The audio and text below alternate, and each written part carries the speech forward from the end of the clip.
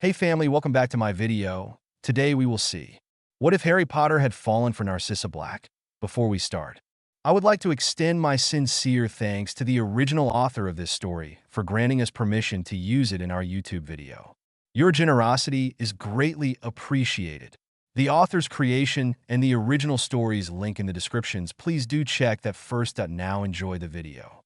Hermione Granger was a woman of many talents, getting out of sticky situations, proclaiming how much she hated them, and befriending people who tended to get her in said sticky situations, to name a few. Proficient in defensive spells as well as curses and hexes, the brightest witch of her age was known for making Hogwarts professors' protective measures seem like child's play, unearthing century-old secret chambers in Hogwarts housing the murderous pet of one of the founders, threatening to compromise the timeline in favor of saving a convicted murderer, forsaking sleep to get her best friend through a deadly tournament, alive and with minimal bodily injuries, founding illegal anti-government organizations and infiltrating the ministry to save the aforementioned convicted murderer, blundered that one. But she did try to warn Harry, deterring her best friend from moronic deeds like trusting the Half-Blood Prince and obsessing over Draco Malfoy. She had technically been wrong on both accounts, but who bothered with technicalities? And becoming an outlaw, breaking into two of the most well-guarded buildings in Britain to aid her best friend in his quest to kill or be killed. Harry was lucky his suicidal stunt in the Forbidden Forest towards the end there hadn't brought about the latter. Hermione would have resurrected him just to murder him herself. All this often got lost in translation, a real shame, and what she was actually famous for was keeping the Chosen One alive throughout the years, which was fine by her, as this was no small treat. The only other thing she would have liked to add to her modest resume was punching an entitled gid in the face. Alas, her alternative title was Golden Girl, not Malfoy Manor's mentor. It would be anticlimactic, she supposed, given the new, stronger, united mindset of Wizarding Britain. While a firm believer in it, and a pacifist at heart, Hermione would gladly land another punch on the git's stupid face in case he was ever unfortunate enough to be within hitting distance. So, where pray, might one find a young witch with an affinity for reading and throwing hands, 6 years after the war, and 5 years after she had graduated Hogwarts with 7 NEWTS, 7 O's? If you say you guessed it, you'd be lying. She was currently fully submerged in the swamp of righteousness, fighting tooth and nail for magical creatures' rights against. Well, against ink and parchment, really. Hermione struggled to change the archaic views of the people were nothing compared to the rebuttal she was facing from laws written centuries ago. The fading letters seemed to rejuvenate and darken to the color of fresh ink, glaring at her and mocking her from the yellowing pages of forgotten rulebooks. Written law was proving to be a thorn in the Golden Girl's side, and her light faded away year after year as she pored over documents needed to overthrow traditional ethos. She was making headway, painstakingly, with the wholehearted support of the Minister for Magic. Kingsley Shacklebolt, like many others, believed Hermione made for greater things and hoped that once she was done rectifying injustices, she may get around to doing those great things, but faced backlash from the Wisingamot itself. Still too many old pure-blood families at play there, unhappy that a lowly muggle-born had set out to change their world. When she kicked a cardboard box on the floor, thus creating an avalanche of falling papers documenting cases of mistreatment of magical creatures dating back to the 17th century, Hermione Granger reminded herself that she loved her job. She was currently running late for lunch with her friends, which was saying something because how on earth was she busier than 2 Aurors and an international Quidditch player? But she was making a difference, and that was what counted. Not that much of a difference. Standard house elf. Wages were a measly 3 nuts a week, and werewolves were still hard put to find a place that would employ them. But Wizarding Britain was headed there, and that was enough for Hermione to keep waking up every day, eating a rushed breakfast consisting of toast with different toppings, and coming into the ridiculously small, the situation farther worsened by it being dreadfully cramped office. She cursed, emboldened by the lack of colleagues to have to maintain a professional appearance in front of, and waved her wand to rebuild the precarious stack of parchment she had decided she was going to review to gain understanding of the various ways the wizard-creature relationships worked and come up with a plan on how to navigate them. She now saw the flaws of her radical SBW measures.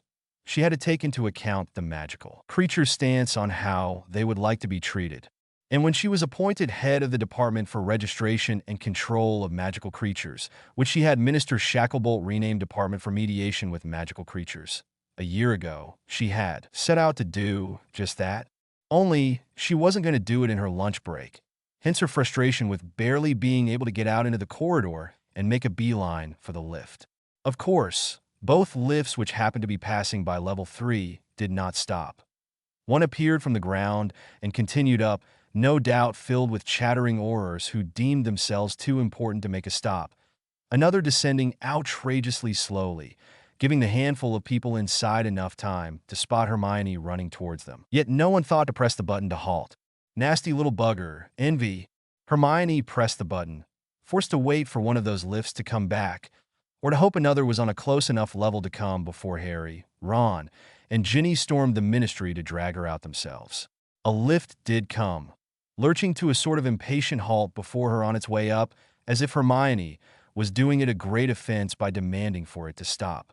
She slid inside before the golden grills had fully opened, else the lift might decide not to wait for her and continue its ascent. She pressed the button for the atrium. The golden grills slid shut. The lift went up. Fantastic. Hermione was actually surprised to slide right past level 2 and continue on towards level 1. Was the Minister for Magic also running late for his lunch break? When the cool female voice announced level 1, Minister for Magic and Support Staff, the golden grills slid open to reveal nothing but a single piece of parchment waiting to hop in. So, the minister had some important communication. Hermione supposed the lift would make another stop to deliver the memo before depositing her in the atrium. Interestingly enough, however, the box stopped trembling with eagerness to complete the task and offered Hermione a smooth ride down. She was thrust farther into disbelief when the memo circled the space overhead once before landing on her shoulder. She had the distinct suspicion nothing good would come out of her reading it right now. She could have excused herself by stating the memo had arrived in her office after she had gone out for lunch. She did open it, however. In hindsight, she should have trusted her gut. When the lift stopped at the atrium, Hermione didn't walk out, but waited for a dozen other ministry employees to get in. Then up she went again. Harry, Ron, and Ginny would probably take the hint to eat without her. Then, the boys would bring her something in her office, and she would have to sit through a lecture on how she should leave the dingy room every once in a while. They wouldn't allow her to get a word in and explain to them that getting an urgent memo from the Minister for Magic was sadly considered a more pressing matter than lunch. Another lift ride, complete with stopping at every floor later, Hermione was back to level 1, smoothing down her robes self-consciously before raising her hand to knock on the door bearing a plaque, Minister for Magic. It opened wide to reveal Kingsley's assistant, a cheerful woman in her 60s. Miss Granger, come in. The minister is expecting you." "Thank you, Linda. Would you like some water? Or a lemonade?" "It's nice of you to offer." "But no thanks," Hermione declined politely. "Off you go, then." Was it her? Or was there some strange sort of trepidation in Linda's eyes, an edge to her movements? Hermione couldn't spare a minute to inquire now, but perhaps after whatever Kingsley had deemed so important that it couldn't wait another hour. She smiled at Linda and made for the minister's office. "Come in," was the prompt answer to her knock. Hermione pressed on the door handle without second thought. The minister's office wasn't as grand as one might expect. Hermione had been here once before, when Kingsley had offered her the job of head of department following her boss's retirement. Bookshelves lined 2 of the 4 walls, filled to the brim, which gave the office and its resident more points in Hermione's mind. She liked Kingsley and the way he operated. She returned his smile when she walked in and closed the door. "Good day, Minister." Kingsley stood up from the wooden high-back chair he was occupying and nodded to her. "Miss Granger, I'm happy you could join me. Please, take a seat." She found his display of manners a tad excessive. Not that that was something one shared with the minister. And besides, the man had sent word containing the sentence, "I would rather like to resolve this before it turns into a full-blown international conflict." It wasn't like he had given her much of a choice to join him. She squashed those private thoughts down and moved further inside, aiming for the chair opposite Kingsley at his desk, only to find that the chairs were 2 now, and one was already occupied. Hermione saw blonde hair flowing freely down a ramrod straight back. For the second time today, her gut gave her a clear warning that something wicked was coming her way. It would perhaps give up on her, because she once again did not heed it. Stepping around to pull the empty chair back and sit inside, Hermione froze. "Take that and learn to trust me," her gut sneered at her. The blonde hair framed a beautiful face from an artist's point of view, or someone who paid attention to outside beauty. The high cheekbones, delicate nose, and full lips seemed like they may be carved of marble. Porcelain skin, colored only by expertly applied makeup. The posture was prim, hands placed in the lap, head held high, ice blue eyes staring straight ahead. The clothing was haute couture, a high-neck midnight blue dress with matching heels, screaming posh. The jewelry alone perhaps cost more than Hermione made in a year as head of department. Narcissa Bloody Malfoy, the epitome of beauty and grace, or in Hermione's opinion, of arrogance and narcissism, pun very much intended. The woman had managed to retain her comfortable life after the war thanks to Harry's testimony. Her and her son had walked free. In Hermione's mind, there was no greater injustice, save perhaps for the fact that the woman was not only free, but also rolling in money despite the large sum she'd had to donate as per her trial agreement.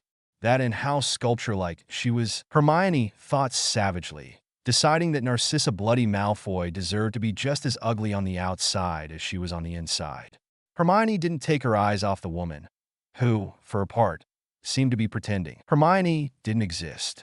Perhaps she thought it beneath her to even look at someone like her, or she was afraid that mere eye contact with a person of impure blood would tarnish the blue concoction which ran through her veins. Out the corner of her eye, Hermione saw Kingsley was still standing, his palms flat on the surface of his desk, the right one conveniently close to his wand. Hermione noted the absence of a wand in Narcissa Malfoy's hands. Remembering Malfoy Manor and the woman's fierce dueling there, Hermione wondered how big a fraction of a second the woman would need to draw her wand. Remembering Malfoy Manor, Hermione descended into an even more sullen mood than the one she had experienced when her eyes first fell on the lady of said manor. She shook her head at herself, not inclined in the slightest to prove Kingsley's evident suspicions about her starting anything. She did also take her eyes off Narcissa, because the woman was nothing too special to look at, but didn't move to sit, locking her gaze with the ministers instead. "I didn't realize you hadn't finished conducting a prior meeting, Minister," she said, her voice dripping as much venom as she could possibly muster, which, where Narcissa Bloody Malfoy was concerned, was quite an impressive amount. If people could see Hermione now, they would probably say it was unbecoming of a Gryffindor, much less its golden girl, to stoop so low as to employ snide, stinky Slytherin tactics. People, as far as Hermione was concerned, could go to hell. "Shall I wait outside?" "That wouldn't be necessary, Miss Granger," Kingsley said with a look that told her, quite plainly, that she could cut the crap.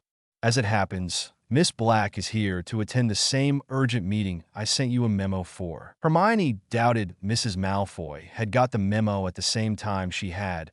The woman looked like she had spent the morning in languid preparations for coming here, after soaking in a bath of her victim's virgin blood probably, strolling inside a closet twice the size of Hermione's flat, likely, to pick out the best outfit to make a statement, "I'm rich, and you are all beneath me." Her poor house elves had probably spent hours polishing their mistress's heels so that Narcissa could offer her shoe for a kiss to any lesser mortal she encountered. Afterwards, the woman had likely sat at a vanity to do her makeup and brush her hair, and admired her reflection in the mirror, sighing at its beauty and falling in love with it like her namesake. "If you could sit, Miss Granger, I will be able to explain," Kingsley repeated, rather tight-lipped. Hermione finally used her hand that had been gripping the vacant chair's backrest to pull it back. Her knuckles hurt as a result of her tight hold. She sat down and dragged the chair closer to the desk, delighting in the scraping she was eliciting. Her sideways glance told her Narcissa didn't so much as twitch.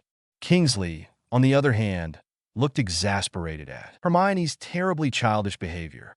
Kingsley, Hermione decided, could join the throng of people she had just sent to hell. Apparently deciding this was as relaxed an atmosphere as he was likely to get to after putting these two particular witches in the same room. The minister allowed himself to sit down and remove his hand from the immediate proximity of his wand. Was Hermione tempted to act? Most definitely. She would love to test out some of the jinxes and hexes she had picked up over the course of her relaxing bedtime tradition of light reading. Would she actually act on it? No, she would rather not lose her job and over half a decade of progress. Thank you very much. But it was tempting just to see the woman next to her show a sign of life. Honestly, it was like she was actually carved from stone. Hermione found it deeply disconcerting and immeasurably irksome. She took up regarding Kingsley, expectantly instead, crossing her arms on her chest and adopting a scowl she was sure no employee had the right to flaunt in front of their boss. Kingsley sighed. Thank you both for coming here on such short notice, the minister began in his minister voice. Hermione nearly snorted at that. I am sure you have questions, first and foremost, on why it's the two of you here dash. I, too, am sure certain individuals would like to know why you are forcibly placing them in the vicinity of vermin. Minister Hermione supplied helpfully. Kingsley glared at her.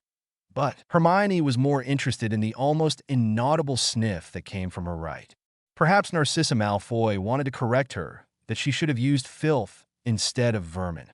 Hermione would make sure to rectify her mistake the next time she decided to jab at the woman. And, to put it plainly, the minister attempted to continue as though there had been no interruption. The two of you are here because you are two of Britain's most competent witches, and I find myself in need of a pair of competent witches. It was Hermione who sniffed this time, only she wasn't so successful at keeping it down. It was more of a scoff, really. But what was Kingsley playing at, inflating Narcissa Malfoy's ego? It was already taking up the whole room, and probably causing difficulties for Linda to squeeze around in the outer office as well. Kingsley, who was blissfully unaware of the thoughts that had taken residence in her mind, seemed pleased at her lack of verbal backlash.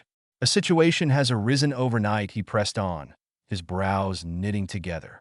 A team of our best senior aurors, who were sent to follow the trail of a dangerous magical artifact, were reported captured. Hermione mimicked Kingsley's frowning expression.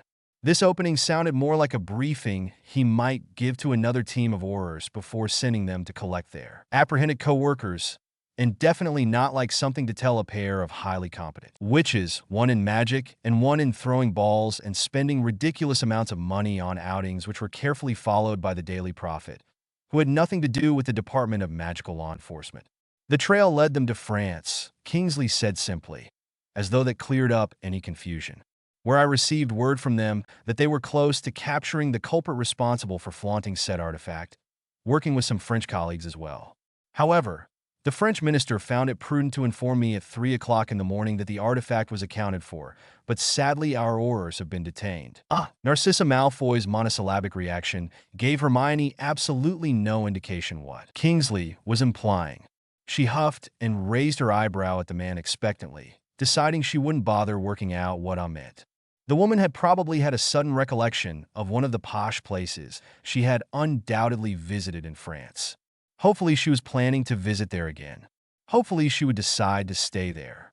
What broke Hermione out of her pleasant daydream about a peacefully Malfoy-free Britain, now that Draco was in France for a transfiguration mastery and Lucius was in Azkaban for life, was not Kingsley's deep grumble, however, but a soft, delicate voice which caressed Hermione's ear like the notes of a piano sonata by Beethoven. The aurors encountered Vila. Narcissa Bloody Malfoy had spoken. Well, Hermione had always preferred Bach anyway. She didn't spare the woman a glance, choosing to focus on Kingsley, who nodded gravely. Yes, and they had the unfortunate luck of setting them off somehow, he scowled. I don't know exactly what happened. What of the French aurors? Again, Hermione didn't look at her. She was busy connecting the dots in her head. They disappeared the moment the Vila showed up. Kingsley shook his head. Naturally, Narcissa Malfoy said. They would know not to mess with those creatures. Hermione let this rude statement slide only because she had figured out what she was here for. You need someone to go and get the aurors. Very good, Miss Granger. Kingsley smiled at her, but Hermione found it slightly patronizing. She was fairly certain he was holding back at 10 points for Gryffindor. Behind that expression, Now you understand why I would be in need of competent witches. I do, Hermione sighed, knowing the majority of the Aurors were male, and thus would have no better luck than their poor colleagues held hostage by beautiful, deadly women. Heartbreaking, really. So, what is she doing here? The woman's sniff was one of indignation this time. Hermione turned around to glare at her, and was surprised to be faced with cold blue eyes. The sight brought her back to moments she revisited often enough in her nightmares, so she tried to focus on anything else. Words. The woman was saying something. Only this time her voice didn't sound soft and delicate. It sounded like a whip, crackling with irritation. I should think it's quite obvious why I'm here. Why? Because the Vila share your twisted views, and a Muggle-born won't be able to complete the mission alone? Because the Vila hold etiquette and manners in high regard, none of which you seem to have an inkling of. The whip twisted around Hermione's ankle, where she was floating above Narcissa in her self-righteousness, and brought her back down to earth. I save my manners for people with morals, Hermione retaliated, never one to land on her back. Ladies, please. Kingsley's voice boomed, putting a stop to the argument before uglier. Words started flying. Hermione turned away from the woman so she didn't have to stare at the bloody face which plagued her dreams along with her sisters. A deep breath told her the woman had likely composed herself to her usual statuesque impassiveness. Kingsley cleared his throat. Yes, I would like you two to work together on this because your strengths complement one another. This has nothing to do with blood status or deeming either of you weak. He turned to Hermione. I would never send a person on a solo mission. You need to have someone to rely on in case things take a turn. The notion Hermione could or would rely on Narcissa Malfoy of all people was, frankly, laughable. One couldn't exactly point that out to the Minister for Magic, especially after nearly accusing him of blood supremacy. Hermione took a deep breath and kept her tone as level as possible for her next question. So, the two of us are to go to France and demand the Vila release the idiot Aurors they've captured? I don't know much about demand, Kingsley admitted. Prideful creatures, Vila. In other words, demand and you'll find yourself in the company of the idiot Aurors, Narcissa cut in. There are rules to follow with Vila. I was asking for clarification, Hermione said coldly without looking at her. Then a thought struck her. Are you certain we're best equipped for the job? She directed at Kingsley. I seem to remember a certain part Vila living in Cornwall. Mrs. Fleur Weasley is in no condition to travel. As I'm sure you know, he rolled his eyes at her. Unless you take a certified healer with you to help her give birth, if she goes in labor. Bollocks, Hermione had briefly forgotten about the baby on the way. If nothing else, you get to enjoy a few days in the French sun, Kingsley tried to placate her. Hermione had the suspicion he had already talked about this with Narcissa, and he was only waiting for her to get on board. A few days, you say? At best, Narcissa Bloody Malfoy decided to interject yet again. And at worst? Hermione spoke through gritted teeth. At worst, the Vila don't agree to give up their prisoners, and we have to break them out. With the minister's permission, of course. Do send an owl if push comes to shove, Kingsley nodded. I shall have to inform Minister O'Clair of our intentions. Although I doubt he will want to get involved. Brilliant, Hermione muttered. I'm hoping you haven't put your adventurous days behind you. Hermione, Kingsley regarded her with a twinkle in his eyes. For a witch who successfully broke into one of the highest security vaults in Gringotts and made it out alive on Dragonback, ensuring Britain's top Aurors are returned to our country should feel like child's play. Oh, he knew which buttons to push. Everyone knew Hermione Granger was too active to sit idly in an office. And boredom was a particular itch she hadn't had a way of scratching in years. Her only ventures out of the office ever since she had been made head of department included meeting up with various magical creatures to talk conditions of laws and contracts. She rolled her eyes at herself because her gut knew it before her brain did. Hermione felt a swooping feeling in her stomach and held the minister's gaze for another beat. What is this magical artifact the Aurors were supposed to retrieve? Kingsley's triumphant smile told her he knew the battle was won. Unfortunately, I can't tell you that as it isn't crucial to your mission, he said carefully. We know our people have it. We just need you to bring them back. Hermione, damn her curious mind, couldn't help but feel the tickle of adrenaline at the mystery. When do you want us to leave? Kingsley clapped his hands. As soon as possible, which is to say tonight if you can. He pulled out 2 identical pieces of parchment, handing one to each of them. The hotel you're going to be staying in, courtesy of the ministry of course, the information about where Aurors Holden, Sully, and Rubens disappeared, and the location of the Vila clan's main residence. Hermione scanned the briefing sheet. Lurie Pit sounded like a nice enough hotel in Lyon. The trio of Aurors, or morons apparently, for losing their heads over women with golden hair and sparkling eyes, had been taken while traipsing through a forest just out of the city. Conveniently, the Albine clan residence, Le Domicile Albine, was situated on the outskirts of the same forest, just at Lyon's border. While Hermione was getting acquainted with the attached small map of the region, Narcissa Malfoy stood up. Expensive perfume wafted following the rustle of her dress as she smoothed it down. "So, tonight then?" "Yes. Meet me in the atrium at 9. I prefer this done without too much fanfare." Kingsley stood to shake her hand. "Of course. Have a good day." The woman didn't specify whom she was talking to. Hermione only raised her eyes from the parchment when the door closed behind her. "I appreciate your help," Kingsley said earnestly. Hermione rolled her eyes. "We will be traveling by Portkey?" "Yes." "Wonderful." Hermione stood up. She eyed the door distrustfully. Had the woman already taken the lift down? "You two would make a great team from what I've seen of you and heard of Narcissa Black," Hermione, Kingsley said. Hermione scoffed. Where would Kingsley have heard of Narcissa Malfoy from? "I assure you I would sooner face a fully transformed Vila," Hermione said, getting to her feet. "Until tonight then, Minister." He let her go with a small shake of his head. Outside, Linda was just pouring herself a glass of water. "Are you sure you don't want anything, dear?" "No, really, Linda, I'm kind of in a hurry." "But thank you." Hermione showed her an honest smile. She returned the woman's small wave as she made her way out into the corridor. Perhaps she ought to march back inside and tell Kingsley she would much rather travel with Linda and rely on her. At least the woman always smiled and offered Hermione beverages.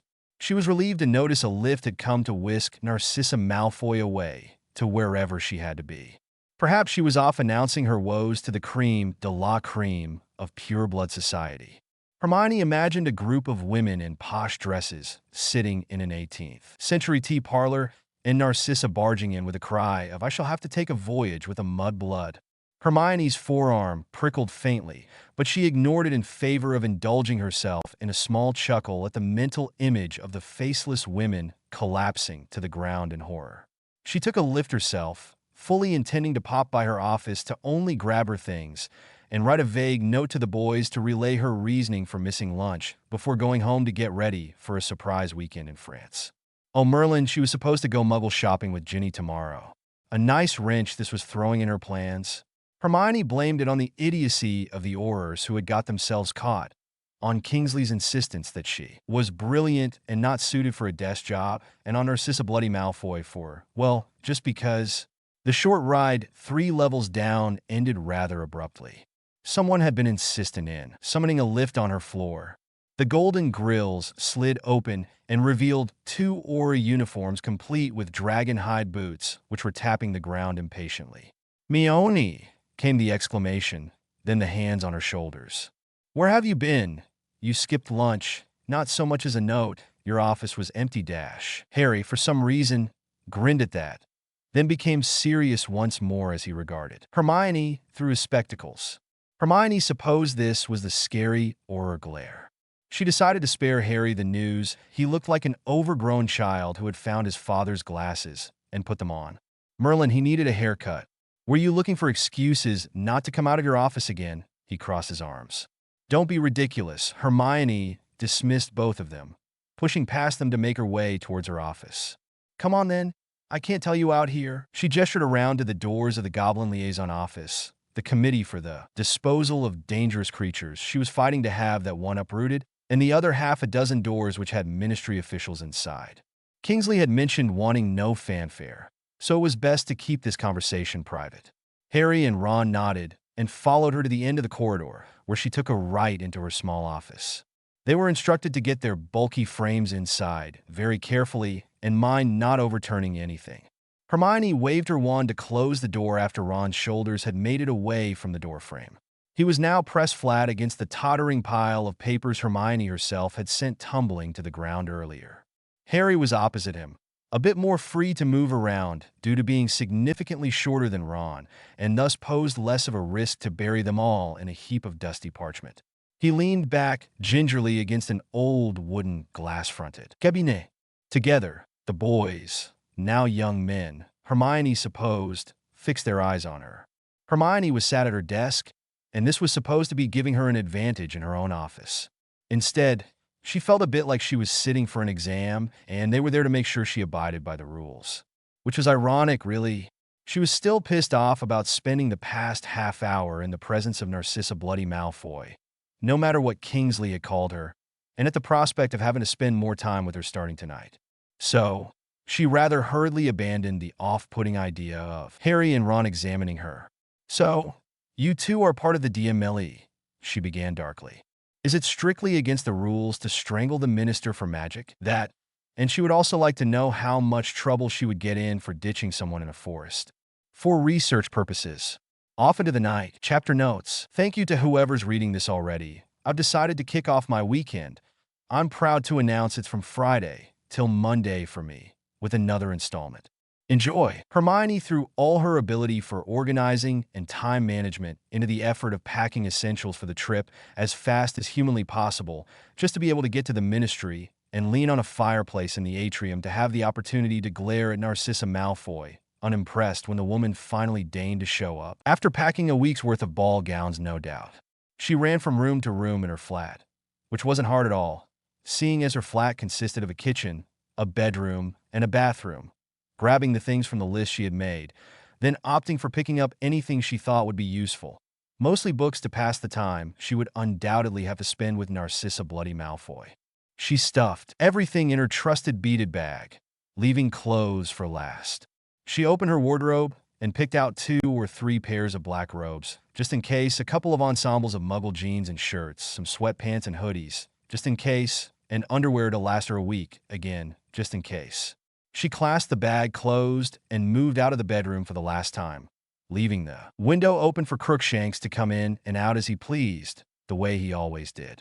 Her cat followed her in the small corridor through to the kitchen and past the small table to the cupboard over the sink. As she opened the cupboard, her cat jumped lively on top of the counter and from there to the top of the kitchen furniture. He regarded Hermione while she pulled out the large jar of savings she kept there, using magic since it was rather heavy. Why wizards thought heavy metal coins were practical, she would never understand. Then again, wizards also thought gas lamps and fires were practical, and communication by owl. She thought there were rather a lot of things wizards were wrong about. Crookshanks made a face, almost as if raising an eyebrow he didn't have, when Hermione emptied half the jar in a purse which she then put away in a hidden pocket in her jacket. "Stop looking at me like that," Hermione told Crookshanks. "Taking it doesn't mean I'm going to spend it." Crookshanks seemed unconvinced. "Better safe than sorry," Hermione huffed, holding back the real reason she was going so prepared galleon-wise. She wouldn't be caught dead with a nearly empty purse while traveling with one of the richest people in Britain. As if the owner of both Malfoy and Black Gringotts vaults needed any more reasons to look down upon Hermione. "I'm going to bring you back a present." She tried getting her cat to lay off her one last time. This seemed to work. Crookshanks meowed generously and jumped down from the top of the cupboard, allowing Hermione to put away the jar in peace. She did use her pet's distraction to reach for another handful of gold and silver coins. Then, she opened her beaded bag to check everything inside.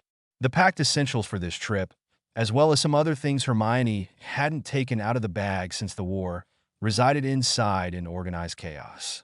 Hermione was looking for the essence of Dittany and blood-replenishing potions specifically, quite unwilling to rely on Narcissa Malfoy to heal her if need be. She remembered the woman's sister, Auntie Tonks, was a healer in St. Mungo's. Was it too late to change Kingsley's mind on who to send on this mission? Finally reassured with what she had on hand, Hermione clasped her beaded bag closed for the last time and cast a featherlight charm on the purse in her pocket. Who knew being rich was so uncomfortable? She had made sure to set adequate wards to protect her valuables, mostly books, and now all that was left was to bid Crookshanks goodbye. She knelt down, and the cat trotted up to her, pressing into her robes and nuzzling into her hand. Hermione scratched him between the ears and waited until his purring subsided and his yellow eyes opened to meet hers. "Be nice while I'm gone, and don't terrorize the neighbors by screaming for food at ungodly hours. You're perfectly capable of looking after yourself for a few days." Hermione wasn't too sure how many days a few days referred to, so she picked him up from the ground and hugged him close, bestowing several kisses to his belly. Crookshanks seemed to understand as well how terribly sudden and poorly planned this mission was, because he allowed this invasion of his personal space with minimal resistance, a rather indignant meow as he was lifted in the air. Hermione set him down gently when she deemed this a proper enough goodbye.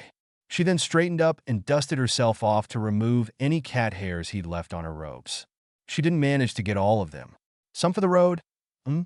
She cooed at him as she left the room. He left the flat with her, and she was happy to go down the few flights of stairs with him padding along. He even followed her to the post office where she transfigured her robes into Muggle attire so she could enter and leave a letter for Australia. She happily gave away the Muggle money, aware that international rowling services would have gone easier on her finances, but happy to be able to send a letter at all. Her parents had decided to stay in Australia when she managed to track them down and reverse the memory charm she had placed on them. They had told her she was welcome to visit or send them letters, of course, but that they would appreciate it if things could be done the ordinary way, at least for a while. Hermione was only too happy to comply. She needed a little ordinary in her life. She was beyond grateful about how things had turned out. In this letter, she informed them she would be taking some time, an indefinite amount, to visit France. She would write to them again once she was back in England, and she would be sending over a parcel with gifts unless they wanted to come pick them up from here. She would love to have them over for a week or two in the summer. The last suggestion she had added to the letter just before beginning to pack. She sincerely hoped 6 years were enough of a break for them, and they would consider visiting her. So far, it had only been her flying to Australia once or twice a year. When she exited the post office and took cover behind a couple of trees off to the side to revert back into her robes and to separate, Crookshanks parted ways with her with a last look in her direction. It was almost like she heard Harry and Ron's voices again. "Be careful.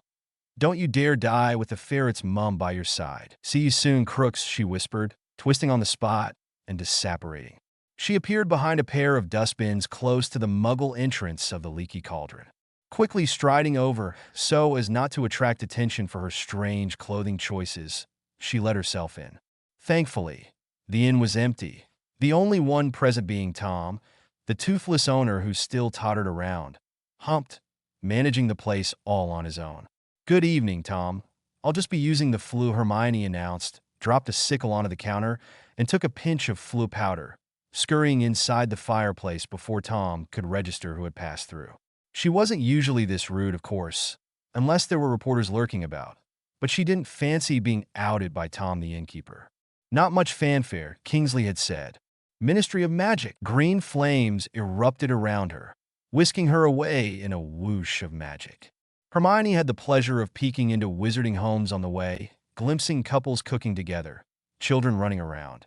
She also had the displeasure to flash by a couple busy tearing each other's clothes off right there on the sofa opposite the fireplace. She arrived in the ministry with a mental image she would rather like to expel from her mind at the earliest convenience. To her surprise, and an equal amount of annoyance, the atrium was not empty as she had expected it would be, nor was it occupied by one other person only as she had hoped. No, Kingsley was already there, and so was Hermione's mission partner.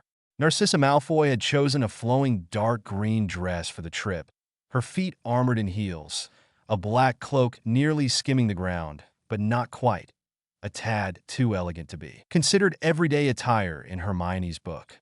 All in all, the woman looked posh as ever, which meant she was entirely too flamboyant and would attract attention.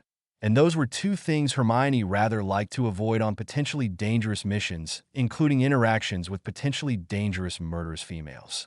Wonderful. And when had Narcissa had the time to pack anyway? Hermione eyed her distrustfully as she came closer. The woman had no bag, no purse, no large suitcase full of money and other fancy clothes. She was probably planning to buy a new outfit for every day when they got there to be able to keep up with French fashion trends.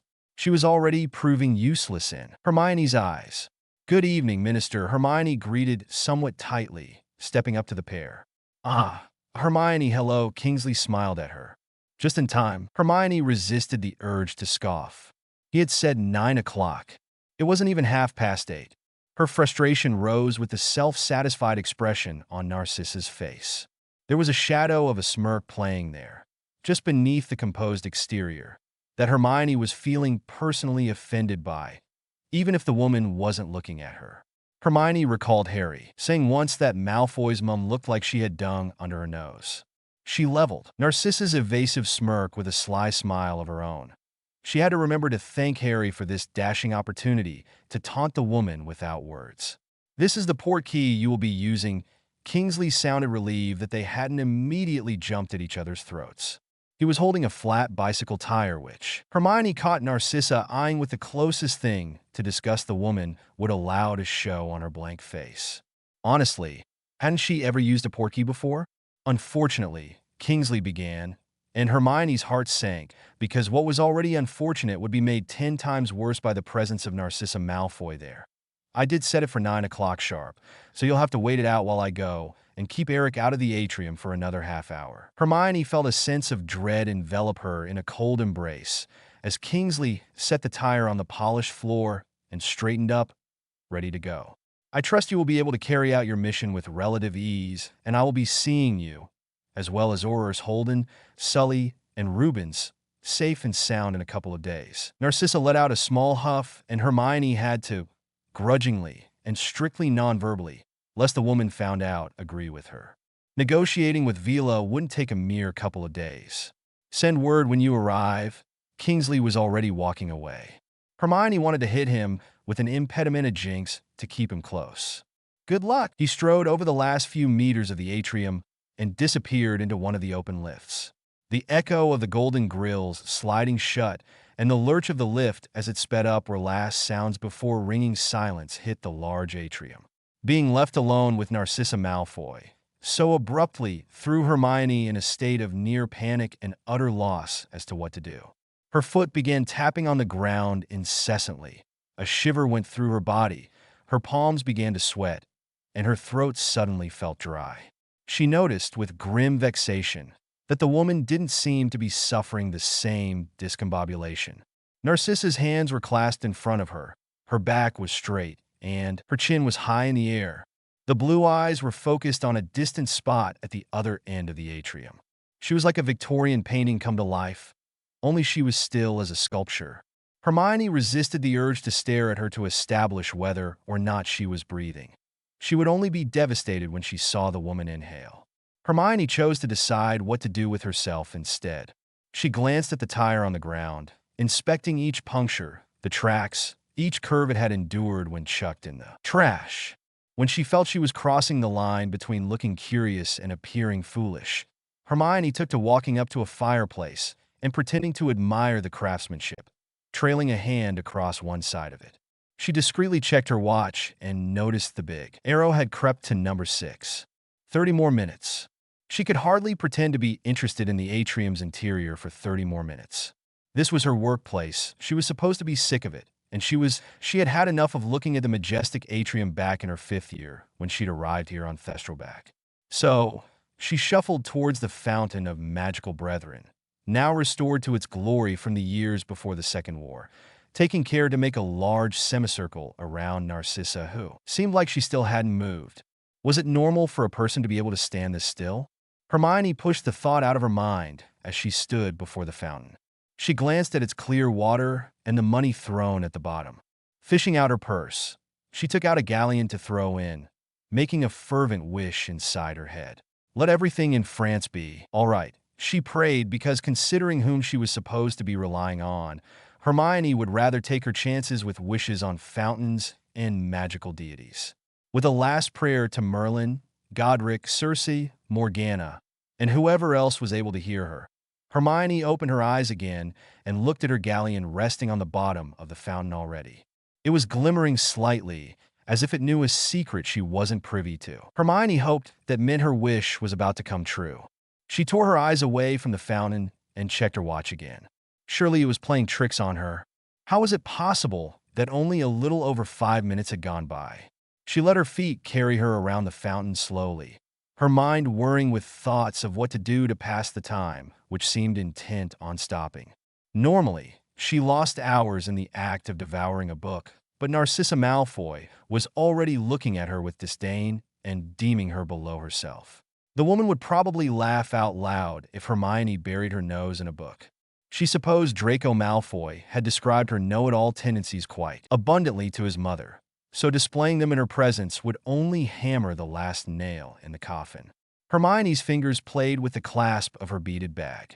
Frankly, she didn't care what Narcissa Malfoy thought of her, and she could start reading up on Vila. 20 minutes were enough time to gain a head start for tonight. Her feet were still circling the fountain. She would wait to open the bag when the golden statues hid her from view. She didn't fancy revealing her secret, undetectable extension charm to Narcissa. "Do you speak French?" The voice startled her and had her stop dead in her tracks. She glared at the woman standing a few meters away, deciding it was entirely Narcissa's fault that she had very nearly jumped up. The woman had moved, it seemed, her head turned in Hermione's direction, but her eyes were not meeting Hermione's. She had chosen a spot over her head to focus on. Good, because Hermione didn't want to look at her. She stared at the Portkey visible behind Narcissa as she answered.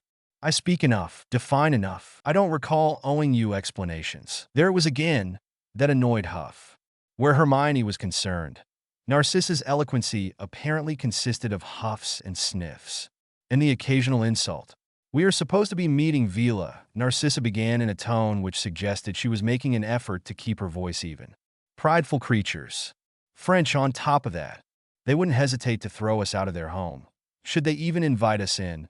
If you're stumbling over your words, I think you should be worrying about yourself," Mrs. Malfoy Hermione said coldly. "I'm not the weak link in this plan." "It's black," Narcissa returned without missing a beat. "And I am merely making sure we are well equipped to carry out this mission in as little time as possible, and trying to keep you from causing me and yourself vertigo from all this pacing." But of course Narcissa Bloody Malfoy spoke perfect French. It rolled out from between her lips as effortlessly as insults did. It made Hermione sound like a chilled. She did not like it. "You can be certain I will do everything in my power to make this experience as brief as possible." Hermione snarked, meeting the woman's eyes now. "Mrs. Malfoy." A retort seemed ready to fly out of the woman's mouth. Narcissa, the picture of composure, had no problem biting it back and resuming her previous position, head turned away from Hermione. Hermione herself returned to pacing around the fountain, quickly becoming dizzy with how fast she was going, but barreling on anyway for the purpose of aggravating Narcissa. It took forever for the bicycle tire to begin giving off a faint blue glow. Hermione noticed it just as she was halfway through another circuit. She paused and steadied herself on the fountain's edge until the world had stopped spinning. She then pushed off the fountain and definitely did not stumble on her way over to the Portkey, which Narcissa was already touching with a finger. Hermione knelt, not so elegantly, down, grabbing the other end of the tire, just as it began to glow brighter. She kept her eyes firmly trained on the tiled floor below her, inspecting the dents and scratches caused by heels walking these floors, canes supporting the weight of people who liked making themselves feel important, and stray spells from when teenagers broke inside the ministry for one reason or another. At such close proximity, however, Narcissa invaded Hermione's other senses quite obtrusively. She could hear the woman's steady breathing, feel the warmth radiating off her, and struggled to make sense of it, having always connected the woman with the air of cold reserve that surrounded her. Her nose tickled by the earthy notes of sandalwood and hints of jasmine with every breath she took. Hermione considered this a most unwelcome attack, a dirty, foul play which was to be expected from Narcissa Malfoy. She felt her face twist into a scowl and had half a mind to tell the woman how unwelcome any aspect of her presence was around Hermione. That might put the implication in Narcissa's head that Hermione was affected by her. She might think herself too important then. However, just as Hermione was trying to puncture another hole through the already flat tire with her burning look, aiming to make the Portkey do its job so that she may run away from Narcissa's immediate vicinity, she felt the hairs at the nape of her neck stand up. Hermione's eyes snapped up just as the glow of the Portkey grew to surpass the dim light in the atrium provided by the torches on the walls. In the bluish glow, Narcissa's pale skin seemed to glimmer, acquiring a strong contrast against the black cloak fastened around her neck. The atrium seemed to fade away behind her, leaving Narcissa's face to shine like a star in the night sky. Hermione barely registered her jaw, slackening slightly as her eyes moved up to meet Narcissa's. The ice in the woman's irises had melted to a darker stormy blue, topping off the vision of Stygian grace. There was something deep within that gaze that had Hermione simultaneously wish to relinquish her, hold on the Portkey, and pull herself closer. Letting go wasn't possible, however, seeing as the Portish charm was activated. Hermione had no time to decipher what emotions may be hidden in the eye of the storm. Her eyes remained on Narcissa's no longer than a second before the lurch below her navel signaled the beginning of the Portkey journey. She landed on her backside, hard, while Narcissa was not only able to place both feet on the ground, but also not so much as falter in those heels. All comparisons to grace and elegance flew out of Hermione's mind, replaced with the idea that Narcissa was simply a show-off. This new theory was reinforced by the woman's act of effortlessly twisting her hair out of the way and pulling off her cloak. Hermione muttered under her breath, while straightening up before Narcissa could do something as offensive as offer her a hand up. Not that she would ever actually do it. The woman would likely sooner cut off her hand than touch Hermione. It would be a cruel joke, if anything. We seem to have landed on the outskirts of the city, the woman spoke, oblivious to the categorizing happening in Hermione's head. The hotel is not far. Shall we? Oh, they most definitely shall, though Narcissa didn't need to know that. Hermione dusted off quickly and set off at a brisk pace to get away from her. She didn't say a word and would have been content to leave it this way. It's in the other direction. Narcissa's impassive voice came from behind her before she had made it even 10 paces away. Although I'm sure you were only looking for a shortcut. She thought she was funny. Did she? Hermione turned around reluctantly. Narcissa wasn't looking at her, if she even had been in the first place. She was already walking the other way, and Hermione followed, grudgingly admitting to herself she should be grateful Narcissa hadn't let her wander off, which would probably have been ideal for the pure blood, to leave the mudblood alone in the wild. Hermione gritted her teeth as her forearm prickled uncomfortably. Well, she would take wandering alone at night over having to endure Narcissa Malfoy's company anytime. It had been an honest mistake, really, to go deeper inside the field they had appeared in rather than out of it. Now, Hermione took the opportunity to take in her surroundings as she deliberately walked a few steps behind Narcissa. Fields, just like the one they were treading, stretched out behind them. She glimpsed hills in the distance, tall, dark mounds which seemed to serve as guardians of the gateway into forests even farther away. An uneasy feeling writhed in her gut at the sight of the mass of dark trees. Hermione looked away because if there was anything she had learned today, it was to trust her gut. She stomped on after Narcissa as they gradually came out of the field and found themselves on a well-trodden pathway, which led to a stage of lights and buildings where an orchestra of locals and tourists were picking up the first notes of the symphony of nightlife. She lost herself in the buzz, bouts of dizziness accompanying the rapid swivels of her head as she tried to take everything in. Small houses with low roofs and front yards laden with flowers, and trees heavy with early fruits already. Cobbled streets weaving in and out of view, crisscrossing in a web one was sure to get lost in and emerge rich of memories and stories to tell. People wandering about on their way to various establishments to kick off the night, voices, accents, and languages mingling, and laughter bubbling up to ensure a breath of fresh air in the summer heat. Hermione soaked this all up, marveling at the freedom, the joy, the lightness she was, suddenly feeling in her heart that she was certain the people around her shared. She walked, not minding it one bit that she was pushed this way and that she was the recipient of so many excuse-mois and sometimes glares because she was in the way.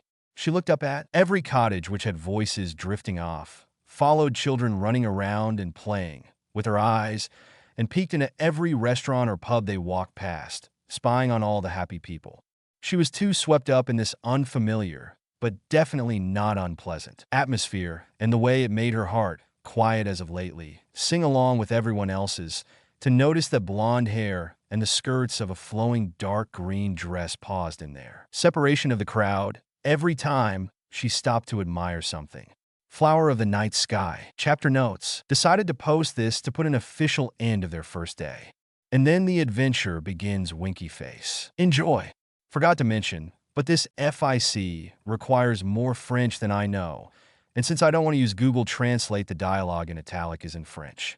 Narcissa felt the Portkey journey coming to an end as the nauseating feeling in her stomach began to subside. She prepared herself for the landing and managed to stick it, even in heels, with ease that came from years of practice. Portkey travel was the only means of transport her parents had used when bringing her and her sisters to the French countryside for the summer. A graceful landing was more than what could be said for her travel companion.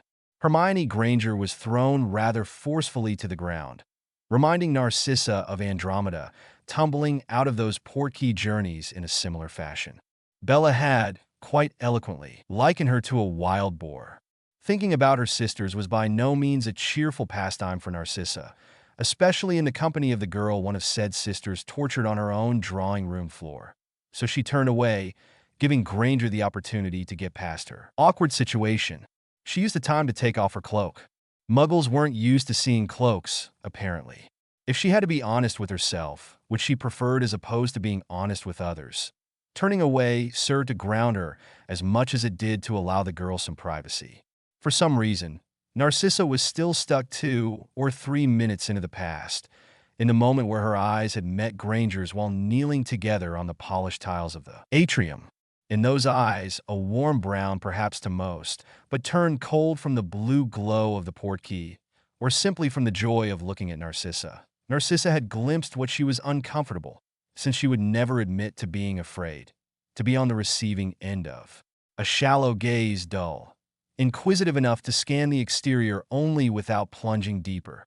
The kind of look which usually turned appreciative and won her compliments on her appearance that Narcissa couldn't care less for. Granted, she did not have expectations of Hermione Granger, save for thinking the girl likely hated her. And did she exceed those expectations?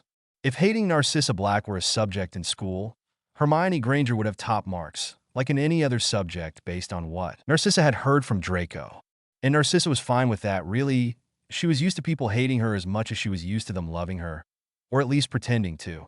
Still, she would appreciate it if the girl kept her opinions to herself, or at the very least didn't engage in ostentatious displays of her hostility. Narcissa herself hadn't been skipping for joy at the sudden prospect of having to work with the girl, but she hadn't been dealing snarky, rude comments at every possible opportunity. Narcissa, remembering Granger's blatant disregard for her maiden name, which she had gone to hell and back in a public divorce to return to, made her decide the girl had had enough time to nurse that Gryffindor pride of hers. "We seem to have landed on the outskirts of the city," she said, ignoring what were undoubtedly insults being mumbled out. "The hotel is not far. Shall we?" There was a huff, the rustle of Muggle clothing, and the sound of footsteps softened by the grass in the field. The footsteps were decidedly moving away. Narcissa rolled her eyes, not even having to turn around. "It's in the other direction," which should have been obvious, considering Lion's lights were visible in the distance. "Although I'm sure you were only looking for a shortcut." She didn't wait to see or hear if the girl would follow her. If she didn't, and Narcissa had to take on the murderous Velo alone, she would gladly do the job and present Kingsley with his precious Aurors in a fortnight. Everyone would be happy, and she wouldn't have to suffer through Granger's insults, verbal or not. Walking forward had Narcissa surprisingly at ease, considering where they were headed. Muggles were sure to be out and about for the night already. She could tell by the faint music she was beginning to hear. While not her crowd, Narcissa did live in a Muggle neighborhood now. She had chosen a house up to her standards. Of course, luxury was not to be meddled with. But she found that she rather preferred this life to the one Narcissa Malfoy had led. Narcissa Malfoy had lived amongst the most influential and dangerous members of pure-blood society. She had organized and attended balls. She had hosted and joined her acquaintances for tea. She had spent her days on hair and makeup and meaningless outings in Diagon Alley, aiming to spend her husband's money while he was holed up in the ministry or somewhere else, making more money, not so legally. She had always had a tidy manor to come back to, and warm food on the table, courtesy of the house elves. It had been a terrible life, a golden cage. Narcissa Malfoy's favorite moments had been the ones spent with her son. Ever since his birth, Draco had shone light in Narcissa's darkest moments, adding color and life to the dark Malfoy manor.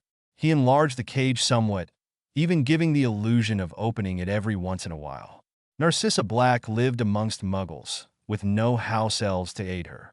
She did groceries by herself, pretending she was French in the start to excuse her lack of knowledge of the muggle money.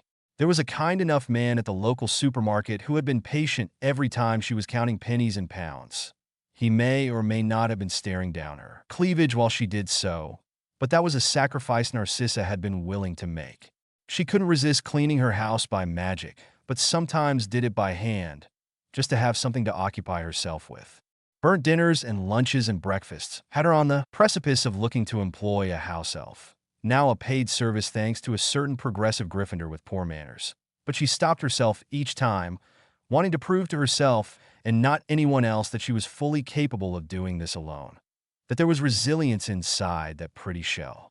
Narcissa Black hadn't had contact with any of her old acquaintances for over half a decade now, her social circle consisting of the friendly, flirty cashier in the supermarket, the kind elderly lady living next door who waved at Narcissa without fail every night after walking her 3 cats around the neighborhood.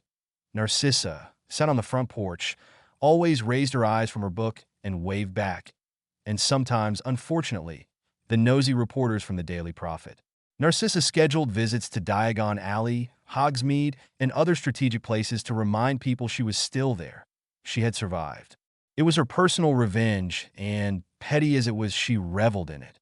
Other than that, however, she took no unnecessary trips to the wizarding world, especially since Draco moved to France. No, Narcissa Black kept to herself. She enjoyed maintaining her garden. She experimented with potions in her muggle house's cellar. She read books on the front porch every evening without fail. She branched out, visiting London's muggle museums, wondering how on earth she had gone so long in life without witnessing the artworks of Monet, Manet, Degas, and so many others. Muggles were rather proficient in creating art despite being robbed of the ability to make it move. Narcissa believed it came alive anyhow, simply due to the talent of the artists. Narcissa Black enjoyed Oscar Wilde in the quiet evenings with a cup of tea in hand. Narcissa Black had, dare she say it, a good life. Her favorite moments were still made up of the times Draco visited her. But even when he wasn't there, Narcissa Black did not feel like her surroundings were suffocating her. She felt alive. So, when they came into the city and encountered the crowds, and their faces bathed in the blazing lights of restaurants and houses, and music and chatter twirled them into a tantalizing dance, Narcissa had no problem pausing whenever Granger paused. She admired the people, so free in their enjoyment of the night, and they admired her in return, if a little on the reverent side, jumping out of her way. Narcissa made sure Granger wasn't looking. Of course she wasn't.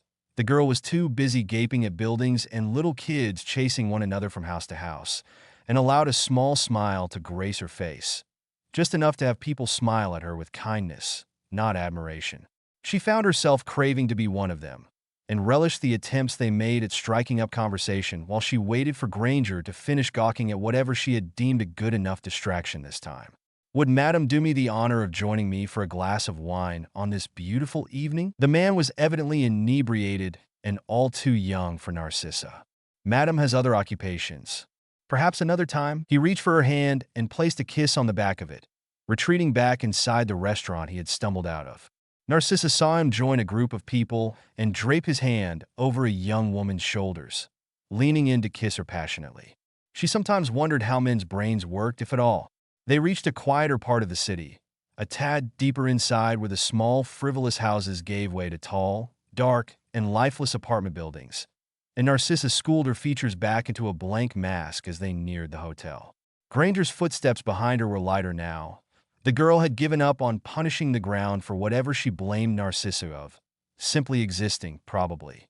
Narcissa paused on the corner of a street and pulled out her wand, counting the buildings. Sixth one on the left, a dilapidated old guest house. She walked over, heels clicking on the cobblestones. Standing in front of the rundown establishment, she tapped the faded sign next to the door with her wand. The swirl of magic tingled pleasantly around her as the place transformed. Broken windows fixed themselves, crumbling stones turned to smooth walls painted light yellow. A few floors attached themselves beneath the roof. The sign next to the door gleamed golden in the dim streetlight. Le répit étride.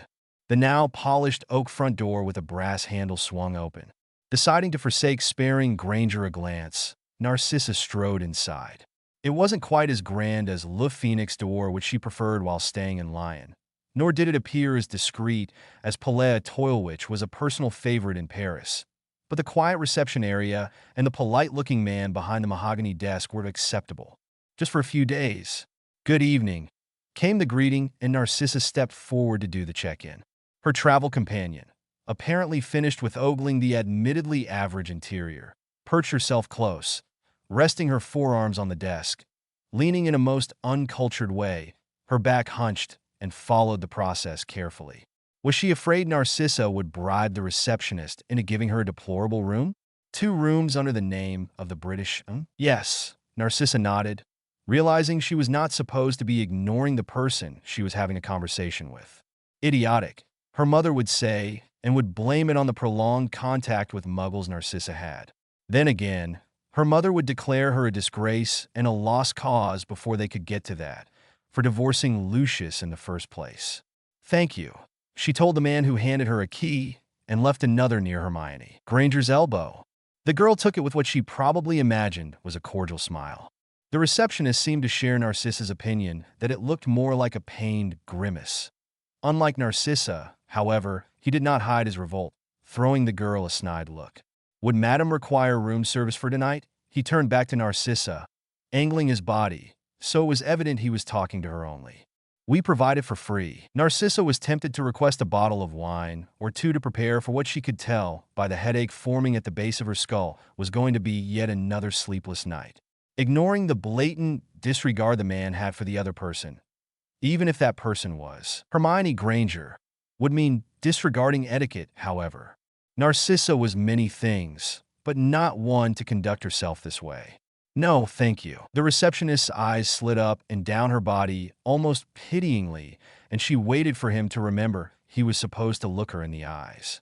"Have a nice evening," she said with no little amount of contempt in her voice, and made her way towards the door to the staircase. The place lacked lifts in addition to employing people who had the self-control of animals. Without looking back to make sure he had shrunk into himself, Granger followed her, surprisingly holding back from expressing what was surely a tirade forming in her mind on how full of herself Narcissa was. Their feet carried them in silence up 2 floors where the girl paused on the landing.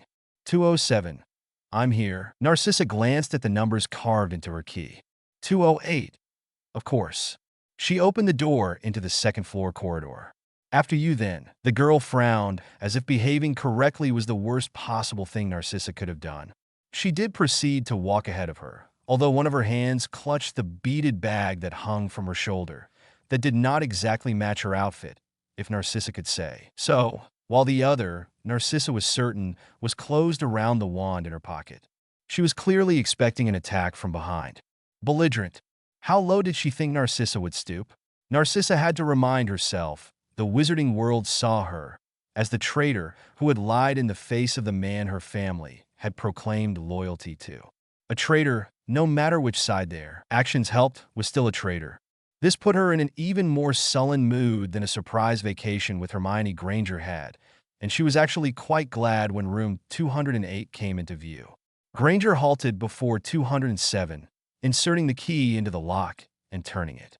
An unintelligible sequence of words fell from her lips, which might have been a form of good night, if Narcissa cared enough to listen. As it was, she didn't, and she only threw out a good night herself because etiquette dictated she do so, unlocking the door to her own room and closing herself inside. Leaning on the solid door, she exhaled slowly. She knew this childish display of emotions was uncalled for and entirely unnecessary, considering neither Granger nor the man at the reception downstairs, and the one from the pub on the way here, cared much for how she acted. To them, she was nothing more than a pretty facade with no value beneath the surface. In Granger's case, there was the belief she was rotten to the core as well. Naturally, there was no way to change everyone's minds, not with the life Narcissa had led, so the logical course of action was not to lose sleep over something she couldn't influence anyway. And yet she looked at the standard-sized bed with its puffy cover, courtesy of the cool French spring nights, and it looked about as inviting to her as a lake full of campus. She hung her cloak on the rack behind the door and loosened her hair from the updo she had used to get it out of her face upon their arrival. Taking out her wand, she reversed her transfiguration of the hairband, which stretched and burst out into an overstuffed bag. Narcissa placed it on the bed and rummaged inside to find her towel. She then stripped of her clothes after adding her own spell to securely lock the door. The bathroom lacked a bathtub. She would have loved to waste a few hours soaking inside. The shower cabin was big enough at least, providing her enough space to wash away the unpleasant emotions of the day. Insolent little girls and men with ulterior motives aside, this endeavor was one she should be happy about undertaking. It would finally break the monotonous rhythm of her life and give her something to do. Vila were a sapid enough delight for the senses, even if dealing with them involved the potential threat of being the recipient of a fireball or a talon across the face. Besides, she could persuade Draco to join her for an outing or two while she was here. He had been making a name for himself in France for quite some time now, barely returning to England anymore. Narcissa couldn't blame him, but she was allowed to miss him. She turned off the tap, and the last water droplets fell on her skin, rolling down until she covered herself with the towel, halting their progress. She took her wand from where she'd left it on the sink and cast a summoning spell. She opened the door so her makeup bag could zoom in, then turned to regard her face in the mirror. The lack of makeup did not leave much of a trace on her features.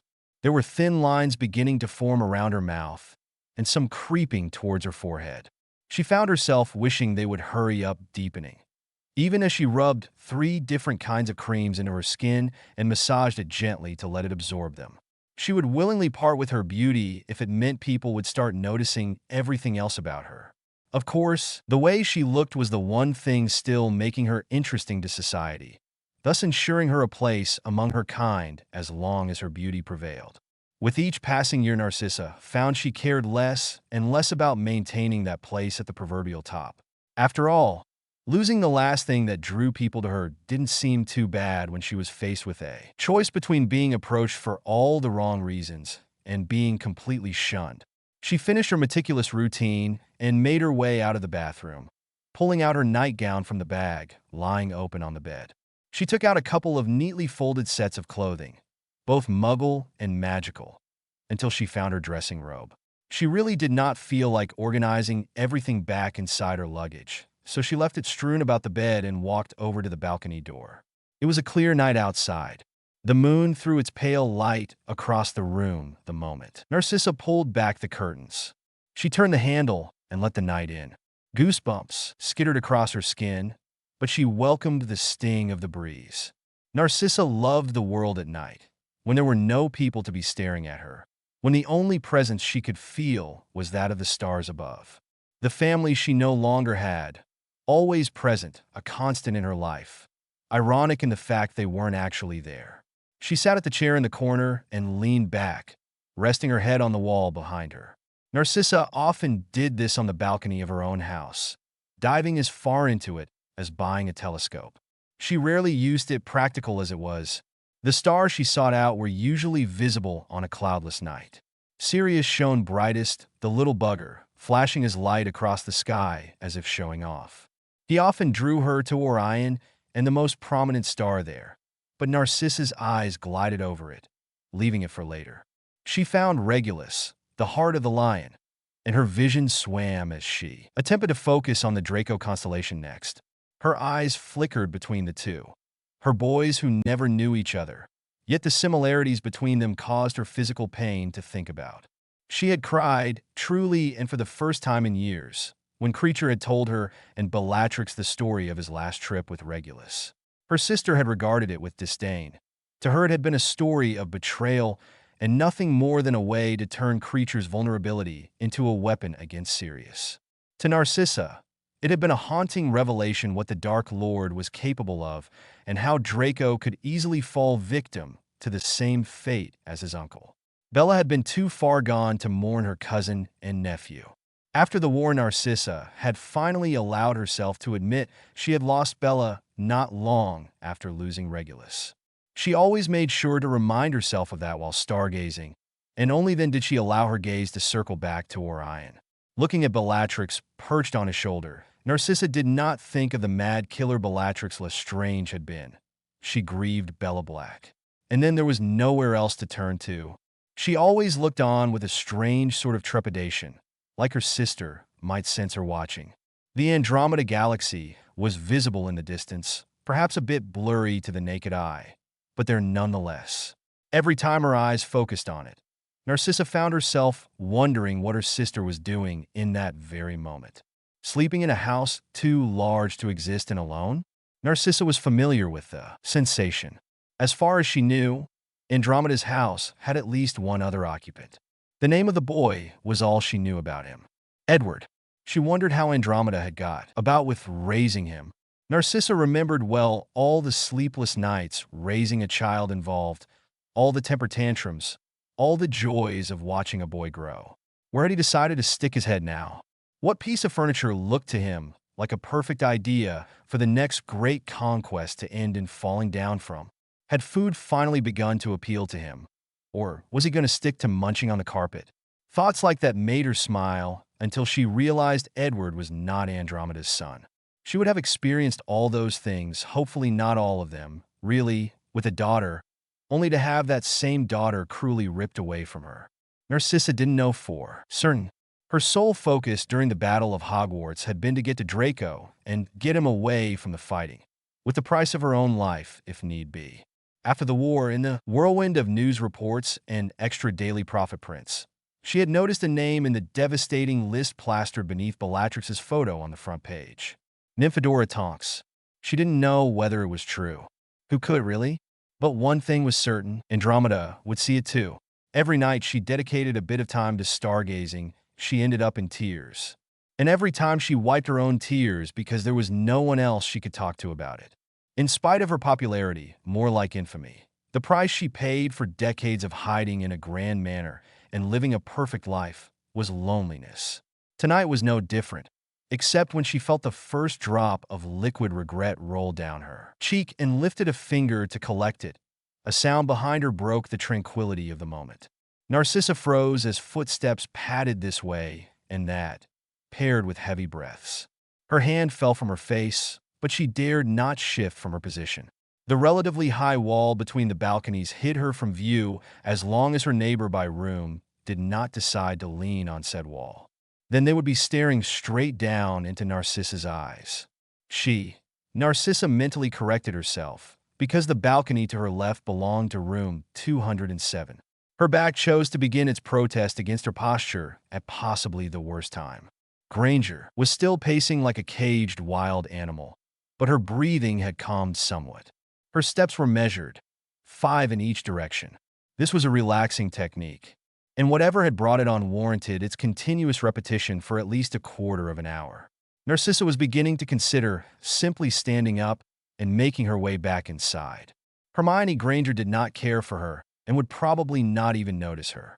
Then the pacing suddenly stopped, mid-pattern. 3 steps and a coming back to the wall separating her from Narcissa's balcony.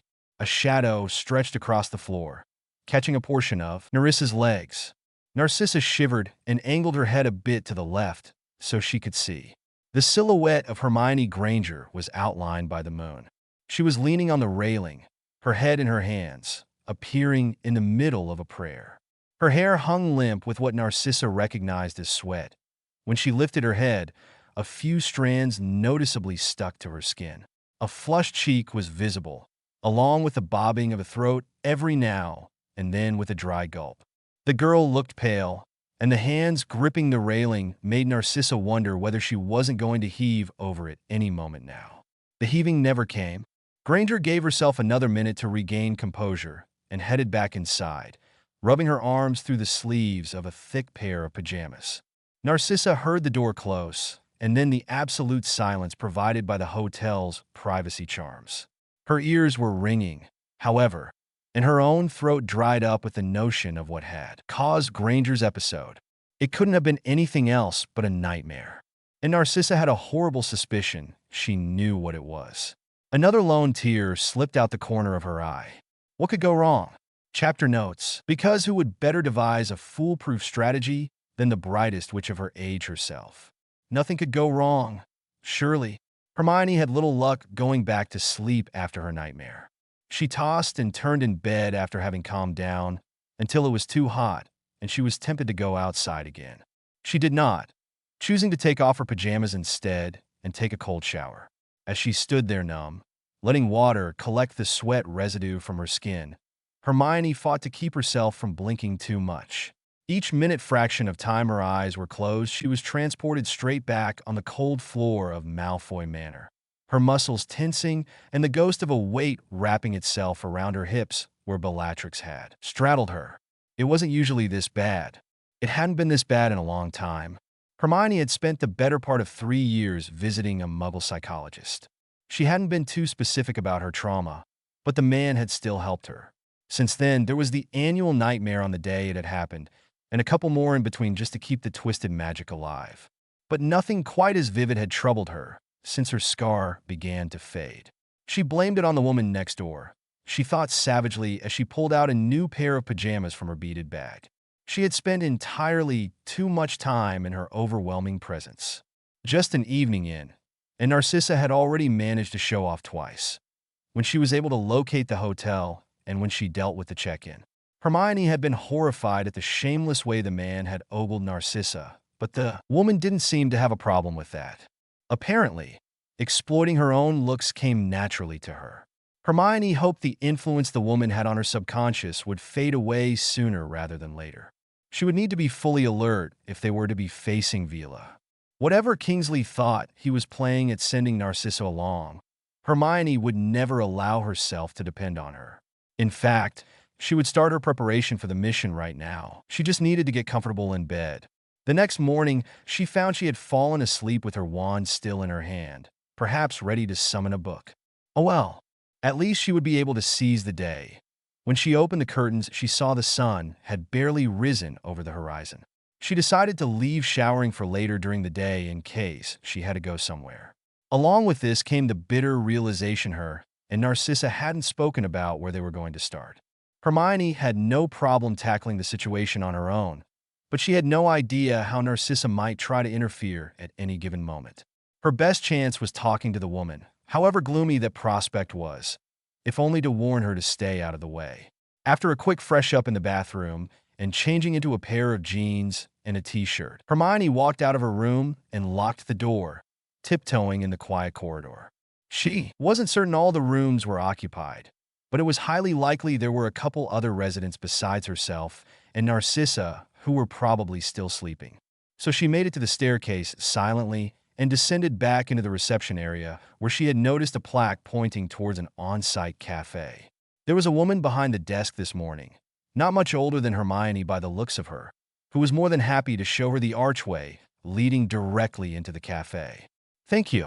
Hermione threw a smile over her shoulder before emerging on one end of a bar, complete with a window underneath where all kinds of sandwiches and pastries were laid out. "Good morning."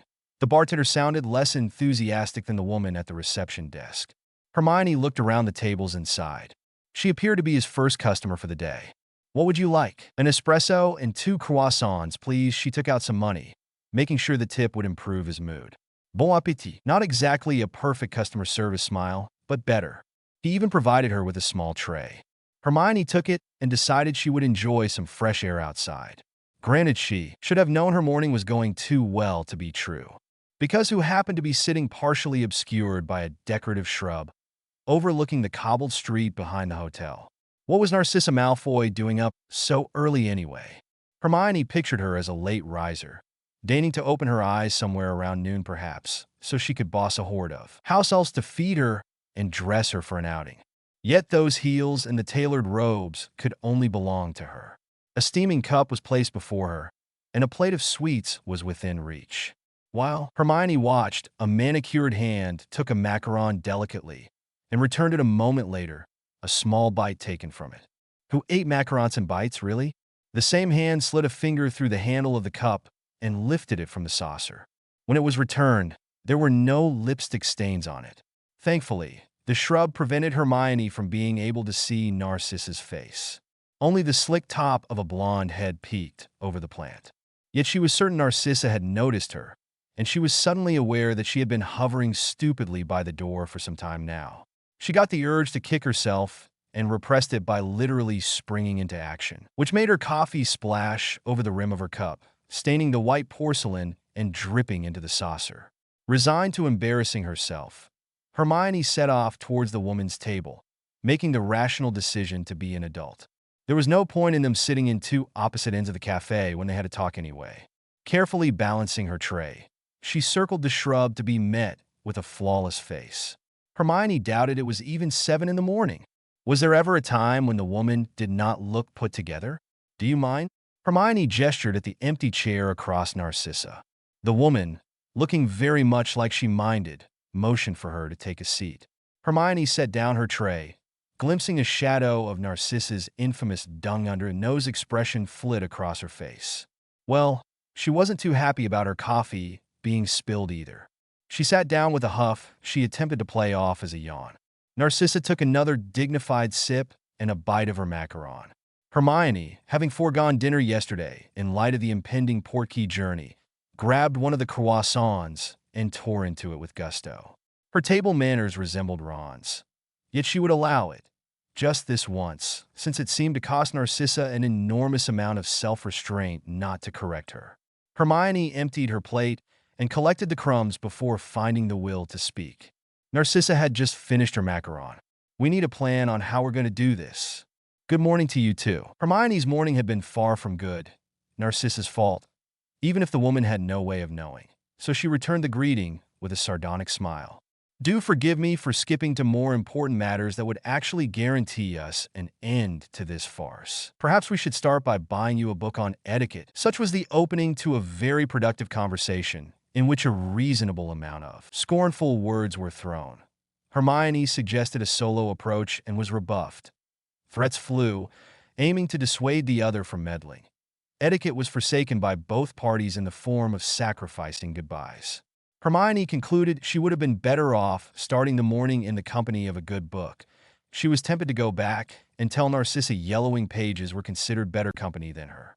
She rectified her mistake by asking the kind receptionist whether room service was an option. It was not free, and spent the rest of the day curled up in bed, munching on a sandwich every now and then. It turned out Narcissa had been right. Not that Hermione intended on letting her know there were indeed rules to interacting with Vila.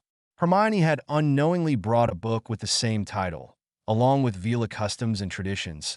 How not to find yourself in a pickle with a Vila, surviving Vila, and what to do if captured by Vila. Ironically, the last one was the thinnest book Hermione had ever seen, and the most useless one as well. It contained an abundance of advice for the captured to call for help, and nothing on what the help was supposed to do once it arrived. Vila Customs and Traditions dove into the earliest recorded cases of wizards coming across these magical creatures and being invited into their lairs. Apparently, they did pay an awful lot of attention to one's manners, proper ones, and could be set off at the smallest sign of disrespect in their homes. There was a whole chapter dedicated to the importance of showing up with a gift, complete with a list of suitable ones. Hermione finished the book out of sheer curiosity, although she had decided midway through that she was not going to bother with all this. Saving Britain's top Aurors surely accounted for bending a couple of rules and breaking all the others. Like the minister himself had pointed out, Hermione had broken into Gringotts before.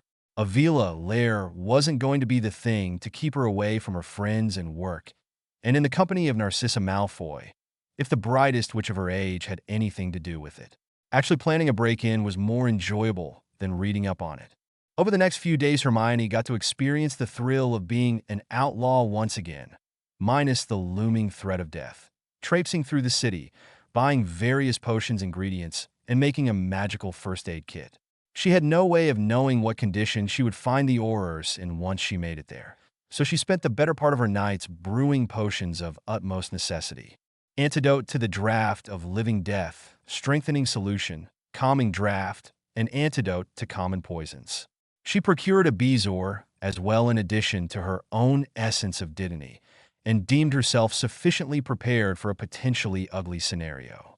Subsequently discovering a multitude of shops bunched together in a shadowy corner of the main wizard's market, Hermione stocked up on some Peruvian instant darkness powder as well, and some slippery spheres to throw over her shoulder if pursued. Considering the Aurors were likely to be kept in a dungeon, the Hand of Glory would have come in handy. Hermione had direct access to the mother of its last known owner, but she would rather risk the darkness than go knock on Narcissa's door. "Hey, what did your son do with that creepy hand after using it to lead his Death Eater pals through Hogwarts?" She missed Harry and Ron. Preparing to break rules without them was quite anticlimactic, considering she had usually been the one to contain these ideas and set them up meticulously to ensure a minimal amount of damage. Now, she was set on creating a load of chaos, so she could sneak the love-struck Aurors out in one piece. She had got her hands on a nifty little explosive potion, which was essentially a magical version of the Molotov cocktail. Ironic that Harry and Ron, Aurors Potter, and Weasley would be of no help now and would actually have to arrest her for attempted break-in and destroying private property. Then there was the problem of the break-in itself. Hermione chose to get acquainted with the terrain one day while her strengthening solution was simmering its mandatory 24 hours over a controlled fire in her bathroom. Hermione managed to stay put in bed until dawn after she had prepared it, throwing off the covers the moment the curtains began to pale with morning light. She chose Muggle sportswear for the occasion, stretchy and comfortable, flawlessly practical for wandering through a forest with ulterior motives in one's mind. Darker colors, the black and brown palette to avoid being seen.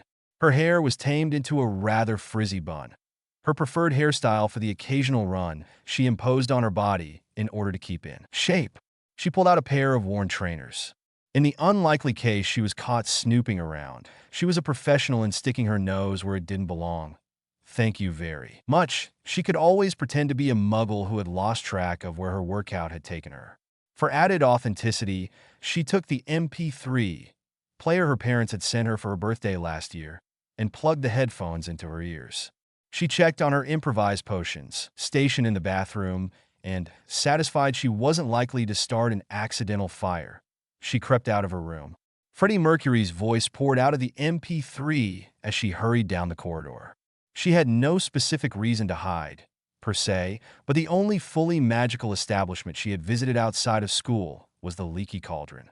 While incredibly grateful to Tom for being the convenient link between Muggle London and Diagon Alley, Hermione couldn't exactly call his refined. Not in the sense Lou Pit was, with its polished floors and efficient service. Hence the difference in clientele and Hermione's insecurity to be seen in Muggle clothing.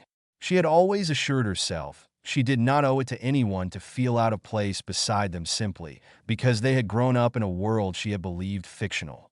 Yet it was hard not to feel a little different, especially among those who felt perfectly assured in their place in this world. People who carried themselves with confidence, evident in their demeanor as well as in something as trivial as the way they walked. Much like whoever was striding down the stairs in heels after Hermione. She sped up her own footsteps to avoid an awkward meeting. The last thing she wanted was to receive a Malfoy-like once-over from a judgmental stranger. Hermione's trainers were not the ideal footwear for a polished ceramic staircase. She had no time to consider much besides the fact she was about to land face-first in front of one of the hotel's guests and the kind receptionist who worked the day shifts. Her body tumbled forward and her arms stretched out to break the fall. She closed her eyes, only to open them when no impact came. She was hovering half horizontally over the last couple of stairs, her limbs heavy and not entirely under her own control. She tried, straightening up, but the influence of magic did not wear off until a light touch on her upper arm broke the spell. Hermione's legs flailed to find footing, but the touch on her arm held firm and allowed her to land the proper way. Hermione attempted a couple of deep breaths before turning around to thank whoever had just saved her a lot of bruises and a sprained wrist likely, and the face of Narcissa Malfoy hovered all too close to her own. Hermione jerked back, placing a hand on the railing to support herself. The woman, for her part, did not seem to have expected her either. She released her arm after a momentary squeeze. Hermione scowled, taking note she was once again dressed up before the sun was fully up in the sky. Narcissa pursed her lips, giving her a once-over. Hermione gritted her teeth. "And what are you doing?" Narcissa questioned, her tone leaving little to the imagination of what she thought of Hermione's outfit and the headphones she pulled out of her ears. "I could ask you the same thing. Gathering information on the mission you were not supposed to pursue alone," Narcissa hissed. "I wouldn't dream of it," Hermione replied scathingly, smoothing down her hoodie. "This is a running outfit, in case you don't know." The woman blinked. "You run?" For once, the disgust in her voice didn't seem to be directed at Hermione. Rather, the thought of physical exertion seemed to repulse Narcissa. "It's healthy," it came out slightly defensive. Narcissa's eyes narrowed. "If you insist, how exactly do you plan on gathering information?" Hermione turned the conversation around. She left out wearing that from her sentence. Narcissa seemed to catch it anyway. "I will not be engaging in illegal bribery or blackmail." "Don't worry," there was an edge to her voice. Hermione shrugged. Narcissa seemed to wonder at her lack of further inquisitiveness. However, much like Hermione herself, she seemed to decide it was worth it to get out of the conversation. The two of them reluctantly joined one another for descending down the remaining stairs together. Narcissa settled for expressing her irritation with a haughty sniff. Hermione, with a needlessly deep sigh. At the door leading into the reception area, both of them paused. Narcissa was a step ahead, yet Hermione reached past her impatiently and yanked the door open. Narcissa's perfume was obnoxiously strong this close. Hermione circled past her and walked out first, leaving behind a murmur that sounded suspiciously like abhorrent manners. She brushed it off, walking over to the exit into Muggle Lion instead. Behind her, the sound of Narcissa's heels carried throughout the lobby, the woman's feet disappearing into Wizarding Lion beyond the cafe in a flurry of lilac dress robes. Hermione decided to take a run through the city to clear her head before going into enemy Vila territory. Who did Narcissa think she was, interrogating her like that? Hermione did not buy her flimsy excuse for an explanation either. Gathering information. Yeah, right. The woman was likely joining a new circle of pure-blood friends for tea, ensuring herself another batch of animated listeners to complain about her life to. Being pulled away from her comfortable lifestyle to do good for people surely irked her. Deciding not to spoil her day with thoughts of the vain woman, Hermione let the music from her MP3 player lull her back into a good mood. She paid more attention to the sights. Her route flowed from industrial areas, which proved Lion was well on its way to joining the other big cities in their modernization, to picturesque webs of cobbled streets with colorful houses on each side of the road.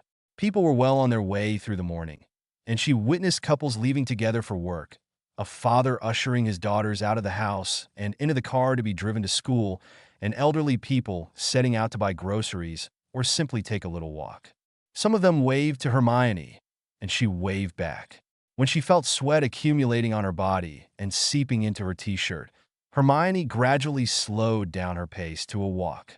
As she made her way towards the outskirts of the city, she saw more and more of those peaceful little cottages that were just waking up to the day, even though the sun was well on its way through the sky already. Hermione recognized some wizarding homes by the children chasing each other and emitting small sparks of different colors in the midst of their happiness. Worried parents pulled them inside, throwing Hermione guarded looks.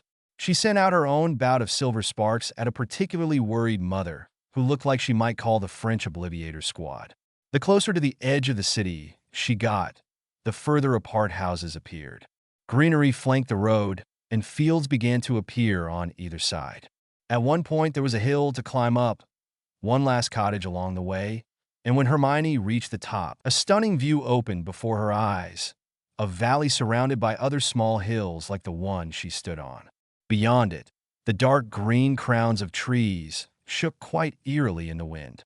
But down in the valley, where flowers peeked through the earth here and there, the landscape was well lit by the sun's rays. They danced off a small pond in the distance. Hermione imagined running through the well-trodden grass, among the flower stems, brushing her fingertips across the glassy surface of the pond. She really did spend too much time in the office. Sadly, her walk would have to end here, and she would have to find another enchanting valley to run like a child through. On one of the opposing hills, a sloping one, quite close to the pond, a formidable mansion set out to reach the sky. It looked more like a chateau than a place to live. Comparing it to a house was comical. A high iron fence ran all the way around it as far as Hermione could see. It opened into a solid gate facing the city. Hermione could clearly read the words painted golden over the gate. Le domicile bien. So, that was why Narcissa considered herself well-equipped for the mission. The Vila were rich, as was she.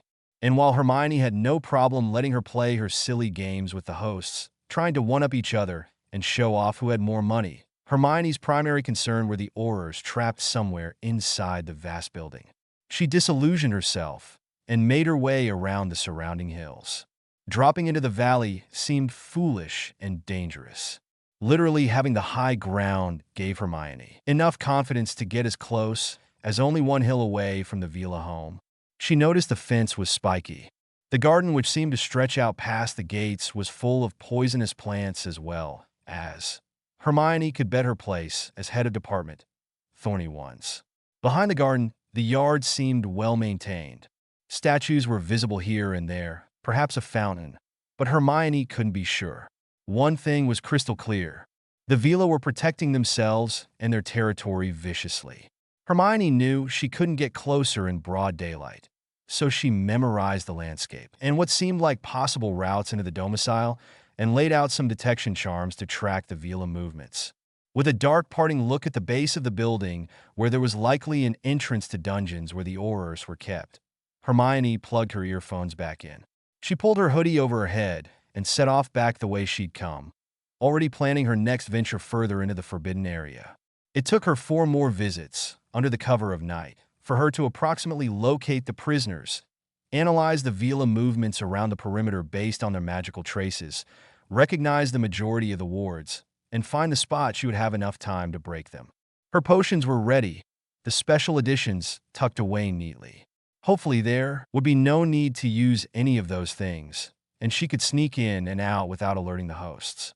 The whole thing dragged out long past how much time she would have liked to spend there. Sure, she was having a great time mapping this out. She hadn't had another encounter with Narcissa, which only added to her good mood. She had sent a letter to Harry and Ron, telling them to keep their fingers crossed that she was going to be home for the weekend. The minister's letters, on the other hand, remained stacked inside the nightstand drawer. Hermione hadn't even read the last 3 once. If Kingsley wanted his bloody Aurors so bad, he could at least give her time to rescue them. On Friday night, she was ready. She checked and double-checked her beaded bag. Then she got dressed in her usual Muggle sporty ensemble. She triple-checked the bag. Everything was there. The potions, the diversions, Hermione's very own illegal Portkey. She justified its creation with the fact she was only going to use it if she needed to make a quick escape. She waited until night had settled in well over the city before creeping out into the corridor. She closed the door silently. There was no one walking about. The tourists visiting the city had likely filed out of the hotel, all ready to join the masses in Lion's restaurants and clubs. Hermione wondered briefly whether Narcissa had taken the chance to make the most of another Friday night here. Was she accompanied out by some wealthy man? Hermione imagined her clacking down the stairs in heels, holding on to an arm dressed in a nicely tailored suit. The woman hadn't attempted to seek out Hermione after the presumable lie that she was looking into potential leads for their mission. Well, Hermione was perfectly capable of dealing with everything on her own.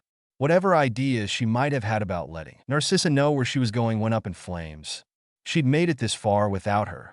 She could get this done. Crumbling the note she'd written, Hermione stuffed it in her back pocket and threw her hood on, hurrying away down the corridor. The perfect plan, chapter notes, couldn't hold that one in.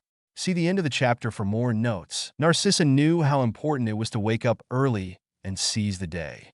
She also hated doing it, but had not many other options upon finding herself shivering from sweat seeping into the sheets from the constant writhing in bed. Narcissa loathed sweating. She woke up at dawn with the covers tangled around her body in a vice-like grip. Back in the start, She hadn't had the courage to free herself, the nightmares leaving her in a restless state. A defendo worked wonders. Narcissa had squandered thousands of galleons on new sheets. Now, she managed not to ruin the hotel's bed linen. She threw off the covers with perhaps more strength than strictly necessary. Immediately going in for a shower, picking an outfit, doing her hair, applying her makeup. Her routine provided enough distractions for her to push the vivid images of her subconscious to the back of her mind. It was Draco's death mostly. By Voldemort, by Dumbledore, by Harry Potter, by Lucius' own hand sometimes. She watched the light fade from her son's eyes. Narcissa was rarely the one to suffer physical torment in her sleep. Her mind knew her well enough to suspect it would be a comfort if she took the brunt of it for once. And it brutally exploited that knowledge. It was severest sometimes. A dear friend she had been devastated to see lowered into the ground. Other times she saw Bella, consumed by the madness, meeting her end in a flurry of black flames. That end was more fitting at least, instead of the ordinary death Molly Weasley had inflicted. Narcissa knew her sister would spend eternity resenting herself for dying like that. Surprisingly, she dreamed of Nymphadora losing her life as well. As far as she had learned, her niece had been a metamorphogus. In Narcissa's nightmares, she presented with the image they had glorified in the papers. Pale face, shaped in the exact same way her mother's was, as well as her other aunt. Dark eyes which sparkled with mischief even when drawn on a piece of parchment. Spiky pink hair that Narcissa imagined had given Andromeda the willies when she saw it. Nymphadora died like a hero, a wand in hand, overpowered simply because of Bellatrix's thirst for revenge. Andromeda was always there to throw herself between the two a moment too late. Narcissa woke with a scream every time Bellatrix's lips twisted into a smirk and her wand rose to point towards Andromeda instead. Tonight it had been different, however. Not out of character for Narcissa, but certainly a more rare occasion. Tonight, she had been chained in her sleep. Metaphorically, bound in place by fear, she had been forced to watch her sister torture Hermione Granger. Over and over again. In her own home, Narcissa had been as powerless in her dream as she had been in real life. She painted over the unnatural pallor of her cheeks. She accentuated her eyelids with a sparkling eyeshadow to distract people from the hollowness of her eyes. Narcissa looked in the mirror and was satisfied with the level of coverage her mask provided. She made her way out of the bathroom to strap on her heeled sandals. Her hair braided itself into a loose plait, and Narcissa gave herself a last once-over in the mirror, deeming herself prepared to face the day. On her way down to the cafe, Narcissa weighed her options on what to do with her day. She would most definitely visit the wizarding parts of Lyon, perhaps visiting a jeweler's shop or a gallery. Any place the Vila might frequent. Chance encounters were never just that, a lesson Narcissa had learned from her mother. If you want something, make it happen. Something sweet to start off the day, along with a cup of tea. First, Narcissa noticed the bartender adding a couple of macarons and an éclair, free of charge. She decided he deserved a smile. And an additional galleon. Bon appetit, madame, he sent her off with a wink. Narcissa, deciding she had overindulged him, chose to sit outside. Despite what he likely thought, she would not be enjoying her breakfast, knowing someone was drooling at the sight of her bringing something to her mouth. She barely had enough time to add a spoon of honey to her tea before the next intrusion upon herself. The sun was just beginning to crawl along Narcissa's table, peeking over the buildings in the hidden wizarding street behind the hotel. Narcissa was wondering whether to summon a pair of sunglasses from her room or do the trek herself after breakfast. Just as she settled on the latter, the door to the inside of the cafe opened.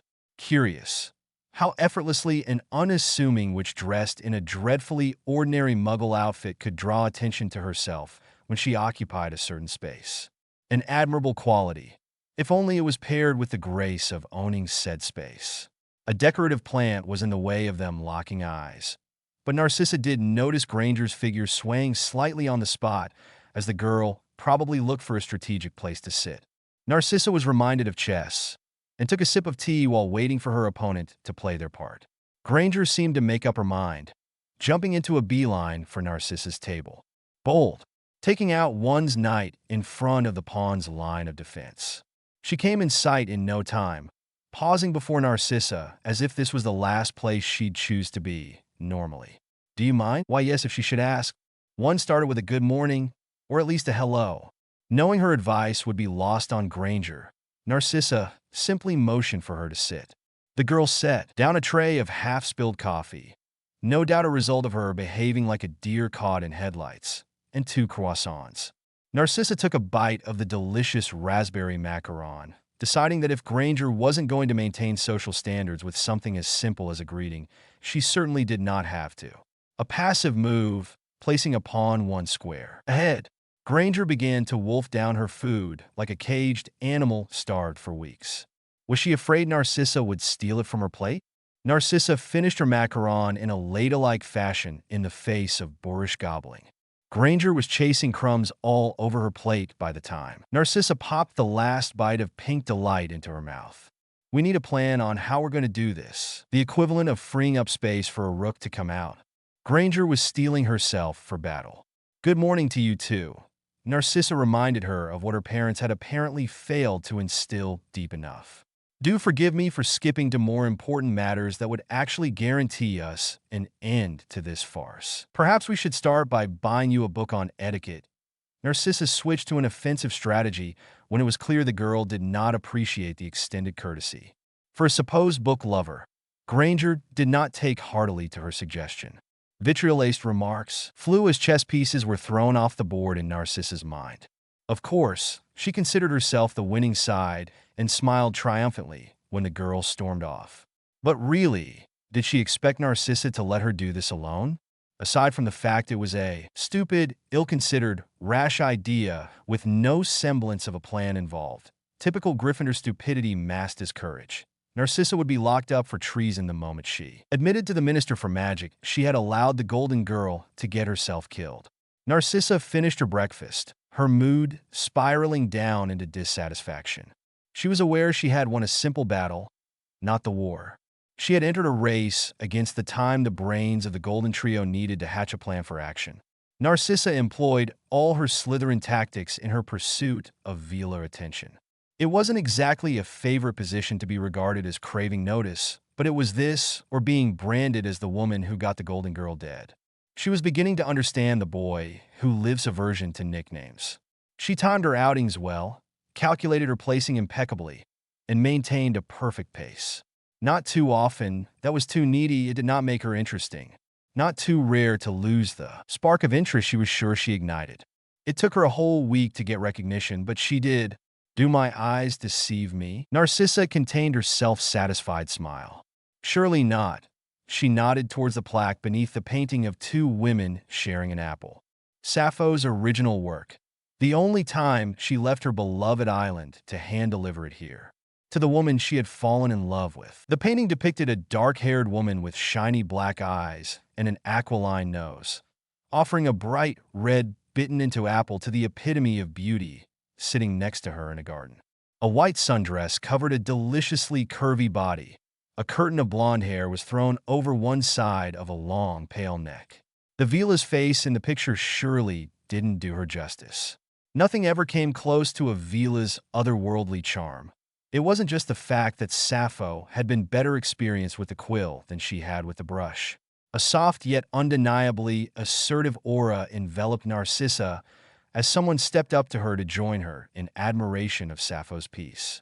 A Muggle poet's artwork gracing the halls of one of the largest magical galleries. Love led to curious developments. I meant Druella Rosier's daughter, back here at last. I did not have much reasons to visit, Narcissa conceded, turning her head to the side. A woman, not unlike the one in the picture, stood close to her. Her blonde hair was pulled into a low bun instead of flowing free, and her features, sharper and more severe than those made up by Sappho's brush, softened as a sad little smile crept onto her face. No, you were quite preoccupied in Britain. We heard the woman's voice took on a gravelly note. The worst is over, Narcissa waved a hand as she moved on to admire the French countryside landscape painted by Molière the Masterful. The woman followed her silently. My son studies here now.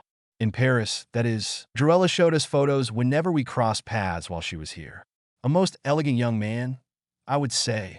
Draco, was it? Narcissa nodded, not hiding the smile that bubbled up to the surface.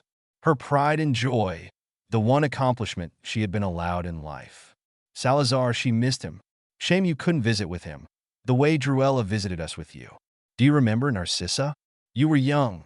After all, Narcissa remembered well, running around corridors and getting dressed up in flowing dresses which made her look like a princess. Tea parties with Eugenie and Clarice and all the others, getting lost in a mansion which put Black Manor to shame. It had seemed like a real castle to her back then. She was the only one her mother brought there. Bellatrix pretended not to care. Andromeda had been the one to always want to hear Narcissa's stories when she came back. I remember you, Marceline. She met the woman's inquisitive gaze. And Eugenie, Clarice, Rain, Aurélie, Natalie.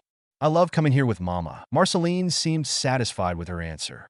She offered Narcissa a hand and leaned in for the customary air kisses. It was always a delight to have you over, she said. How long are you staying? Not too long. Marceline's eyes narrowed slightly, but her smile didn't falter. In that case, you must visit the new observatory before you go. Until we meet again, child. Narcissa tried not to show her disappointment as Marceline walked off towards the Middle Ages hall. She allowed herself to breathe freely when the last strands of golden hair disappeared from view. Marceline still had that effect on her, like all those years ago, that she could see what Narcissa was thinking without her having to put it into words. Narcissa had learned early on that her occlumency had to be strong around Vila. Nasty creatures, fun as it had been to braid each other's hair as children. She walked back towards the hotel with a sense of accomplishment, but not yet gratification for it. She had a long way to go, apparently, and one of the steps included visiting the Lion Observatory. She had no time to waste, but Vila drew out their games for pure pleasure of forcing the opponent to submit to their rules. Narcissa hated playing by someone else's rules. While walking along the corridor towards her room, Narcissa was already planning her next outing. She had retreated so far inside her own mind. It wasn't until she had reached her own door that she registered the faint smell of antiseptic lingering around. Narcissa frowned. Had the maids switched over to new cleaning products? Why would they? The hotel had a nice lavender scent every morning after they cleaned. Some healing potions smelled like antiseptic, but Narcissa couldn't see who would be staying in a hotel just to brew potions. She turned the key in her lock, shaking her head when a thought struck her. She eyed room 207 distrustfully. Could Granger be plotting something? Was the girl good at potions? Narcissa tried to remember what Draco had told her. Lots of expletives thrown Granger's way. Nothing of factual value. Narcissa pinched the bridge of her nose. She sometimes forgot how much he took after Lucius. Dropping her hand from the key and leaving it sticking out of the keyhole, Narcissa took a tentative step towards Granger's room. She sniffed the air. The smell of antiseptic clung to her nostrils. Should she knock? Catch the girl in the act? What if she was wrong, however? For all Narcissa knew, the smell could be carrying through the ventilation. The culprit could be as far from her as the 6th floor. And all she would accomplish by knocking on Hermione Granger's door would be to make herself look like an imbecile. A conclusion the girl would wholeheartedly embrace, along with confirming the suspicion that Narcissa was mad like most of her family members. Narcissa berated herself for being paranoid and stepped away into the safety of her own lavender-smelling room. Perhaps Granger had decided to be sensible and stay put. Now Narcissa was starting to sound crazy. As if her precarious trust in the Golden Girl's ability to follow instructions wavered even more upon their next unfortunate interaction. Narcissa was dressed and ready to go to the Museum of Medieval Witch Hunts. Adeline, another Vila from the Albine clan, had met with her in the observatory and had mentioned the museum. She was tired of being toyed with, and hoping today was the day she secured herself an invite to the domicile. Making her way down the stairs, dressed to impress and hold her ground against Vila, Narcissa acted out of pure instinct when she heard someone slip. Her wordless magic seemed to reach them just in time. Not that she had doubted herself, since no impact followed the gasp. Narcissa walked the remaining distance and saw a pair of flailing limbs protruding from an almost comically inclined body, dressed in strange clothing. Narcissa couldn't very well walk past. She reached out, her hand closing around the woman's. Her hair was collected into a bun at the top of her head, up her arm, assisting her in getting back on her feet. The woman turned, in gratitude perhaps. Girl. A girl who had no understanding of how gratitude worked. Hermione Granger jumped back as if burned. Narcissa's annoyance translated into a squeeze of the girl's arm before she released it. She had no time to wait for the girl to grow decorum. "And what are you doing?" she asked instead, eyeing the suspicious outfit as well as the little black cords the girl pulled out of her ears. "I could ask you the same thing," said the insolent girl in true insolent girl fashion. "Gathering information on the mission you were not supposed to pursue alone." Narcissa did not keep the frustration from her voice. "I wouldn't dream of it," the girl returned the bite, her hands patting down her overlarge top. "This is a running outfit, in case you don't know." Surprise robbed Narcissa of her extensive vocabulary. "You run? Because why would someone run if they were not being chased?" "It's healthy," Granger claimed. Narcissa wasn't inclined to believe her. None of the people she knew did that, and they were all perfectly healthy. Physically at least, if you insist. "How exactly do you plan on gathering information?" The girl flipped a switch into interrogation mode. "I will not be engaging in illegal bribery or blackmail. Don't worry." Narcissa had expected to get a rise out of her, but Granger simply shrugged. Suspicious? Most definitely. Did Narcissa have the patience to pry information from her? Absolutely not. The awkward end of the conversation led them to continue down into an even more awkward walk to the reception area. At the door, both of them paused. Narcissa did not feel like budging this time. Granger heaved another great sigh before reaching past her to open the door, nearly shoving her hair into Narcissa's face in the process. Narcissa considered the strong mini scent as an intrusion. Granger did not linger, stepping right past her to leave her behind. "Truly abhorrent manners," Narcissa muttered. But the girl was already hurrying off towards the door to the Muggle side of the city. Well, she couldn't do that much damage there. Narcissa walked on through the cafe and shoved Hermione Granger out of her mind. Eyes on the prize, she reminded herself. An invitation into the domicile first, then she could worry about Granger not being her usual pushy self. Score. Narcissa had not doubted for a second her ability to talk her way into getting what she wanted, even from such obstinate creatures as Vila. She had met another one in the museum, Genevieve. Slightly younger than the other two, Narcissa was finally in more familiar waters. And when Marceline just happened to be passing by the restaurant they sat at to pick up lunch, Narcissa had sensed it was her moment to shine. "I'm so happy I could see you again, Marceline. Who knows when I might come back here next. And Genevieve here is positively charming. I insisted she visit me in England, and I said she shouldn't be too quick to go back to the rain over there. We must have Narcissa over at the domicile." "No, Aunt Marceline." The moment Genevieve batted her long lashes at her aunt, Narcissa could give herself a pat on the shoulder. "Of course, Sherry." Marceline turned to smile at Narcissa. "You are free this Friday? I could make time for your famous cup of tea, Marceline." "Good, good. I will see you then." Narcissa filled the remaining days until Friday with shopping to build an outfit. One did not simply show up at Le Domicile all been wearing ordinary dress robes, unless one was aiming to make the hostesses laugh. Narcissa bought a mint-colored silky wrap dress with wide sleeves, paired it with a white bag and a new pair of matching heeled ankle boots, considering she was venturing outside of the city's paved roads. She placed an express order from her favorite jewelry shop in Paris. The owl arrived just in time, bearing a parcel containing a lovely pearl necklace and teardrop-shaped earrings. She fished out a delicate white gold watch from her luggage that she had packed just in case. On Friday morning, she allowed herself a little lie-in before starting the day with crepes brought to her room. She then took a shower, washing her hair and making sure it did not curl while drying. The best strategy when encountering Vila was to appear like one strove to resemble them, that stroked their ego in all the right ways. After brushing her hair into a sleek blonde curtain, Narcissa put on her dress and sat at the vanity to do her makeup. Afternoon tea might transform into dinner if she was lucky, so she made sure to apply the appropriate amount of skin products. The final step was to put on her accessories. Narcissa added a pair of sunglasses to the top of her head just to have some fun. All done. She stepped into her new shoes and glided to the floor-length mirror to inspect her appearance.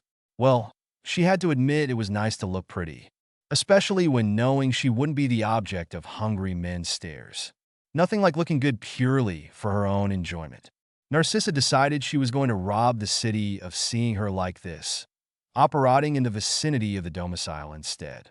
She ordered lunch in the room as well, a light one, to pass the time more than to satisfy her hunger.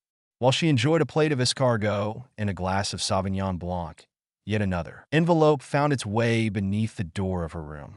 Narcissa banished it lazily, not even reaching for her wand. Minister Shacklebolt had been getting progressively more insistent and intrusive in his demands for reports on the mission status. Narcissa wondered whether Granger was getting the same letters. If she was, her responses were probably the reason for Shacklebolt's continuous missives to Narcissa. "Yes, Minister, I am trying to work on it, but that obnoxious woman won't cooperate." "No, Minister, I've had no success in talking to her." "Yes, Minister, she is likely taking this as a vacation. I did say I should have come alone." Both Hermione Granger and Kingsley Shacklebolt would be eating their words soon enough. Narcissa wasn't really planning on working alone. She just had to set the stage so Granger had a place to appear on it. Then there was the hard part of teaching Granger how to act on said stage. Narcissa was certain the girl wouldn't have trouble with the material itself, rather with the teacher. Well, Narcissa wasn't looking forward to it either. She emptied her mind of such unpleasant thoughts before disapparating. She would cross those crumbling bridges when she came to them. Le Domicile Albine dominated the top of the hill she appeared on. Still as majestic as the centuries of history behind it suggested, the chateau never failed to impress. Narcissa climbed the winding path through the grass and adjusted the sunglasses on her head before stretching out a hand to alert the wards. A few beats of the pleasant buzz of nature around her, and the gates opened soundlessly to let her pass. She felt ancient magic wind itself tight around her as she crossed the boundary of the domicile, warm in its recognition, yet firm in letting her know it would hold her responsible for her actions and strip her of any defenses should she so much as hint at showing imprudence. Narcissa squared her shoulders and plunged into the garden. When she finally stood in front of the massive front doors, Narcissa conducted a check on her mental shields before raising her hand to knock. The door was thrown open before she had time to regain the appropriate posture.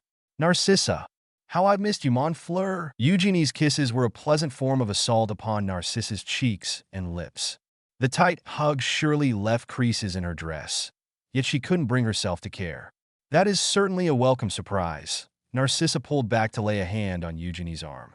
"Genevieve wasn't certain whether you were going to make it." "Oh, how silly of her to suggest I could ever forsake your visit." "Try not to overwhelm our guest before we have even invited her in, Eugenie," came a voice from behind. Eugenie stepped to the side, but maintained physical contact with Narcissa, hooking a hand through her arm. Marceline came in for a more reserved greeting. "Narcissa, I am happy to see you here again. Come in." "Thank you. I brought you something." "Silly girl, you shouldn't have." But the twinkle in Marceline's dark eyes told otherwise as she admired the music box Narcissa had bought. Much to her mother's dismay, Eugenie did not allow Narcissa a graceful transition from the threshold to the entrance hall. She pulled her through and along a wide corridor towards a polished wooden staircase. Walnut with a gilded railing. "Everyone is waiting for you in the West Wing. The same room we conjured up the butterflies, remember? There is still the odd one fluttering out of a cabinet. It scares the poor elves. Mama is not too happy, see, but Aunt Margot loves it. I think she adds new ones every time she visits." Eugenie's bubbly voice eased Narcissa into the grand atmosphere, as it always had. By the time they reached the West Wing's tea parlor, Narcissa was ready to be presented in front of the villa. She gave her friend's arm a light, grateful squeeze. Eugenie opened the doors and conversation around the table paused in favor of sighs and gasps, admittedly exaggerated, and the scraping of chairs as the rest of the younger villa generation rose to greet Narcissa. Lots of kisses were exchanged, air and real ones, and Narcissa smoothed down her dress self-consciously when she was finally released and led forward by Eugenie to greet the elders sitting at the table. She wondered briefly what Hermione Granger might say if she saw this display of Salazar, how she despised the word snobbery. Marceline had joined them. Narcissa pulled the hierarchical order out of her memory and did the customary round. 3 air kisses and a slight bow of the head in front of Marceline. 3 air kisses for her sisters, Camille and Margot. 2 for Elodie and Virginia, who had only recently acquired the privilege to be considered elders. And an additional exchange of words with Renee, Marceline's cousin and her mother's best friend. "You are well, child?" Renee murmured into their hug. "I survived," Aunt Renee, Narcissa whispered. "And it is enough." Druella would have been proud. Not likely, but Narcissa couldn't get into that right now. "Come sit," Marceline's request bordered on an order. Narcissa complied, taking her place beside Eugenie. "You have much to share, child. Tell us, how is your community faring after the war?" It had been expected this would be the first topic of conversation. But as Narcissa maneuvered her way around the more difficult questions, Eugenie helped her out by focusing the light on Draco. "And what is he doing?" "A transfiguration mastery," Genevieve mentioned. "Oh, yes, he always wanted to pursue this. He's thinking of attaining a potions one as well." Narcissa's confidence gradually returned as she talked more about her son.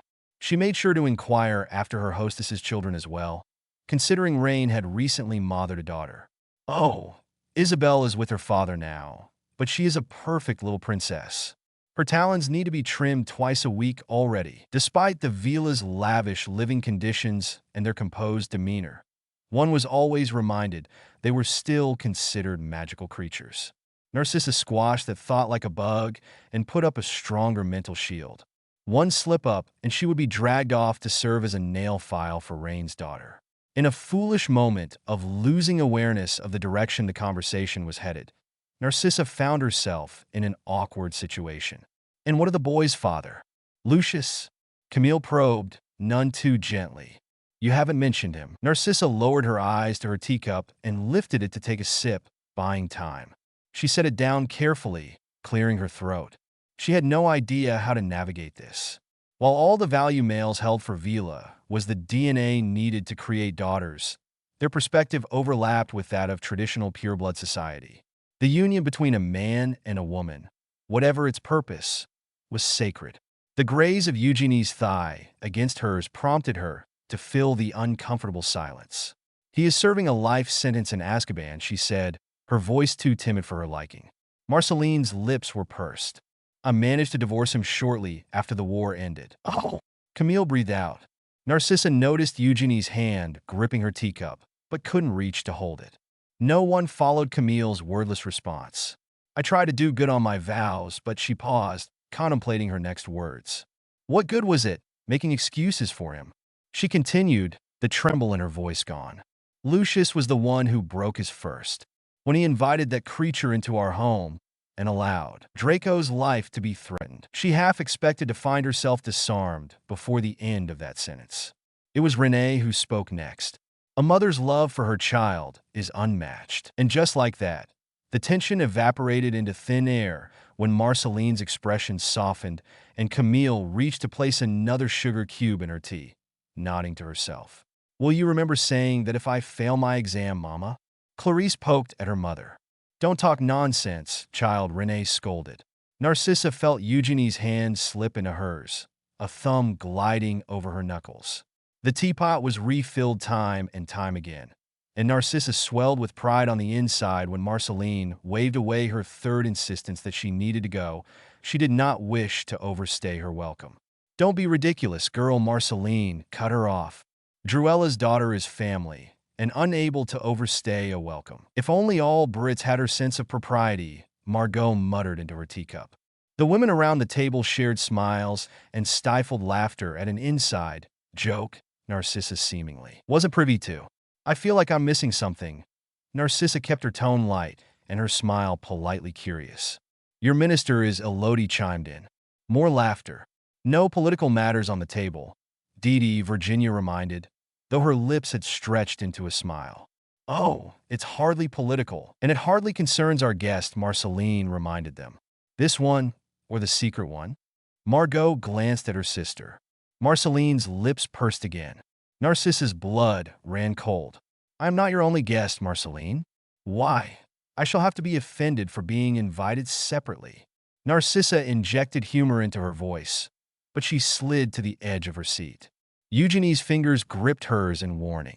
The secret one is poking around without invitation, Margot clarified. Looking for something they lost, perhaps. That's enough on the subject. Marceline pushed back her chair and stood. A gust of wind floated in through the open window. The villa quieted down, smiles disappearing. Tea time had come to an end. Narcissa, you will be staying for dinner? A very disgruntled Narcissa strode through Lou Repit's reception area, ignoring the man at the desk. Perfectly, she had executed her plan. Without error, the villa hadn't doubted her intentions for a moment, which was an extraordinary feat in and of itself. Only to end up having to stammer out a pitiful apology and embarrass herself in front of the head of the most powerful villa clan in the country, all because the most brazen witch of her age couldn't keep from sticking her audacious nose where it did not belong. Narcissa's boots stomped up the stairs, creating an awful echo up to the top of the staircase. She did not care one little bit, throwing open the door at the second-floor landing, storming room 207. She did not bother with knocking. The girl had lost her privacy privileges when she decided to mess up Narcissa's plan. Alhambra, the door, perhaps sensing the imminent threat of being broken down by a heeled ankle boot, had the good sense to open, in addition to clicking unlocked. Granger. Silence greeted her, and the light of a forgotten lamp. The room was empty, the covers on the bed ruffled haphazardly, as if someone had shot out in a hurry. Narcissa rushed to the balcony. Silent night had settled in over it. The wind made goosebumps crawl on Narcissa's skin. She went back inside and went straight for the bathroom. Granger, Salazar have mercy on you if I see you with your ears plugged in again. The bathroom was also empty, save for a cauldron propped up over a pile of ashes. A faint smell of antiseptic still hung about the place. Narcissa felt the pearls on her necklace tremble with the force of her heartbeat. She walked out and scanned the room again. Granger's bag was missing as well. Narcissa threw her own bag to the ground and pulled out her wand, her heels echoing back down the corridor as she ran. Chapter and notes. Oops! Narcissa to the rescue? Beneath the Mask. Chapter notes, featuring 2 competent witches, a trio of idiot aurors, and a horde of angry villa. A slumber party I'm happy not to attend. Enjoy. See the end of the chapter for more notes. Hermione had calculated with expert precision the perfect starting point for her plan. A good 20 meters away from the gate where she could work her magic in peace. Hidden in the shadow of a large bush with wide, dark green leaves, the smooth surface of which seemed to reflect the moonlight. Hermione eyed the plant on the other side of the gate with unbridled revulsion. Right, first things first, she had decided to create a dent rather than try to disarm the enormous perimeter the wards covered. That itself was no piece of cake, and Hermione broke a sweat attempting to melt the Murus Furoris. It wasn't even the most vicious one, and she wondered whether the villa's defenses didn't take into account tiring out the enemy as well. She eventually succeeded in opening up a crevice to squeeze through. Hermione reached out to place a tentative hand against the cold iron. She met no resistance, aside from the aversion of the fence itself to being exposed to an alien touch. But she was not blasted back, and her fingers did not burst out into flames. She let out a shaky breath of gratification before straightening up with a frown. The leaves of the bush, which had provided cover until then, were glistening menacingly in the darkness. Clamor Dolores. Hermione recited in her mind what she knew about the plant. An infusion from its leaves caused hallucinations. There was a lethal dose of it. But that was likely not the reason it was placed by the fence. Hermione looked down in grim resolution when she reached the top of the fence. Then she swung over to the other side and jumped. Pain, excruciating and all-encompassing, persisting even as she rolled away from the blasted plant. She bit on her tongue, hard, to keep from letting out the scream that was building up inside her. It felt like millions of minuscule needles were embedded in her skin, being lit up inside her. The effect passed shortly, leaving Hermione shuddering on the ground. She gave herself some time to recover before regaining her sense of duty to the idiot. Hostages here. She stood up on shaky legs and cursed the bloodthirsty rich owners of the mansion she had successfully infiltrated. Beautiful bloody brutes. She pushed on, adjusting the strap of her bag and checking to see if her disillusionment charm was still in place. It was, although she would hopefully be able to drop it soon. Enough! The rest of the garden beyond the clamor Dolores was no less vile. Poisonous plants left and right, thick patches of clawthorn roses, which were a pain to circle around, but no way was she going to risk impaling herself on those thorns, and wrong turns which led deeper into the garden instead of out of it. In the end, Hermione emerged on the other side of a large tree stump covered in mushrooms which gave off a faint pinkish glow. Her feet kicked gravel as she stumbled around in the moment of disorientation the mushrooms caused. Hermione knelt down and placed her palms flat against the ground, squeezing her eyes shut. Deep breath in, 1, 2, 3, 4, 5. Deep breath out. She opened her eyes. The mansion appeared even more opulent up close, and it hung threateningly over Hermione's head.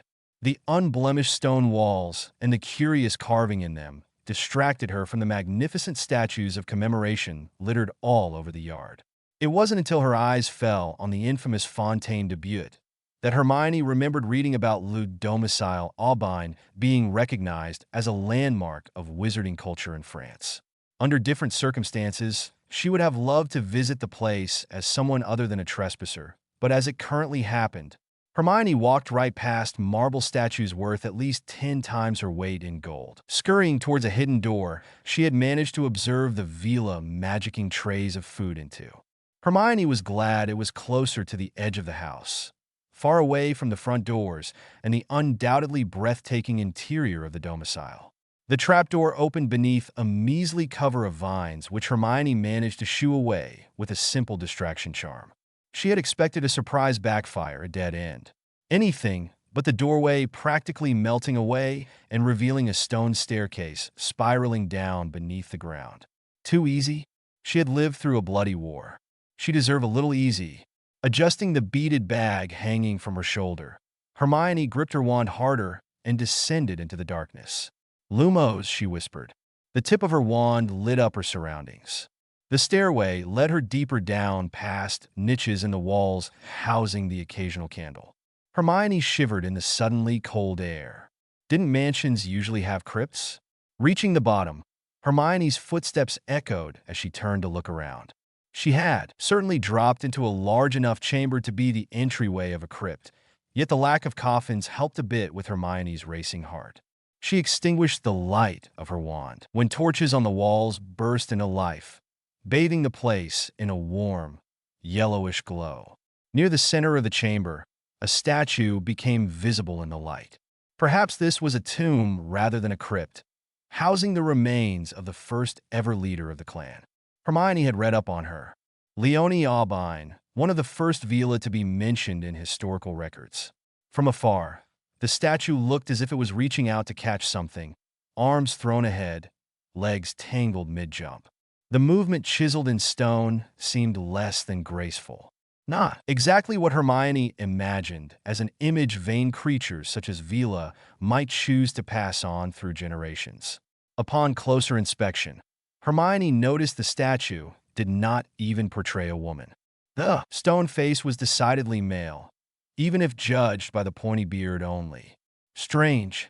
As far as Hermione's understanding of these creatures went, men were mere donors of genetic material to them. They certainly had no place in their grand mansions.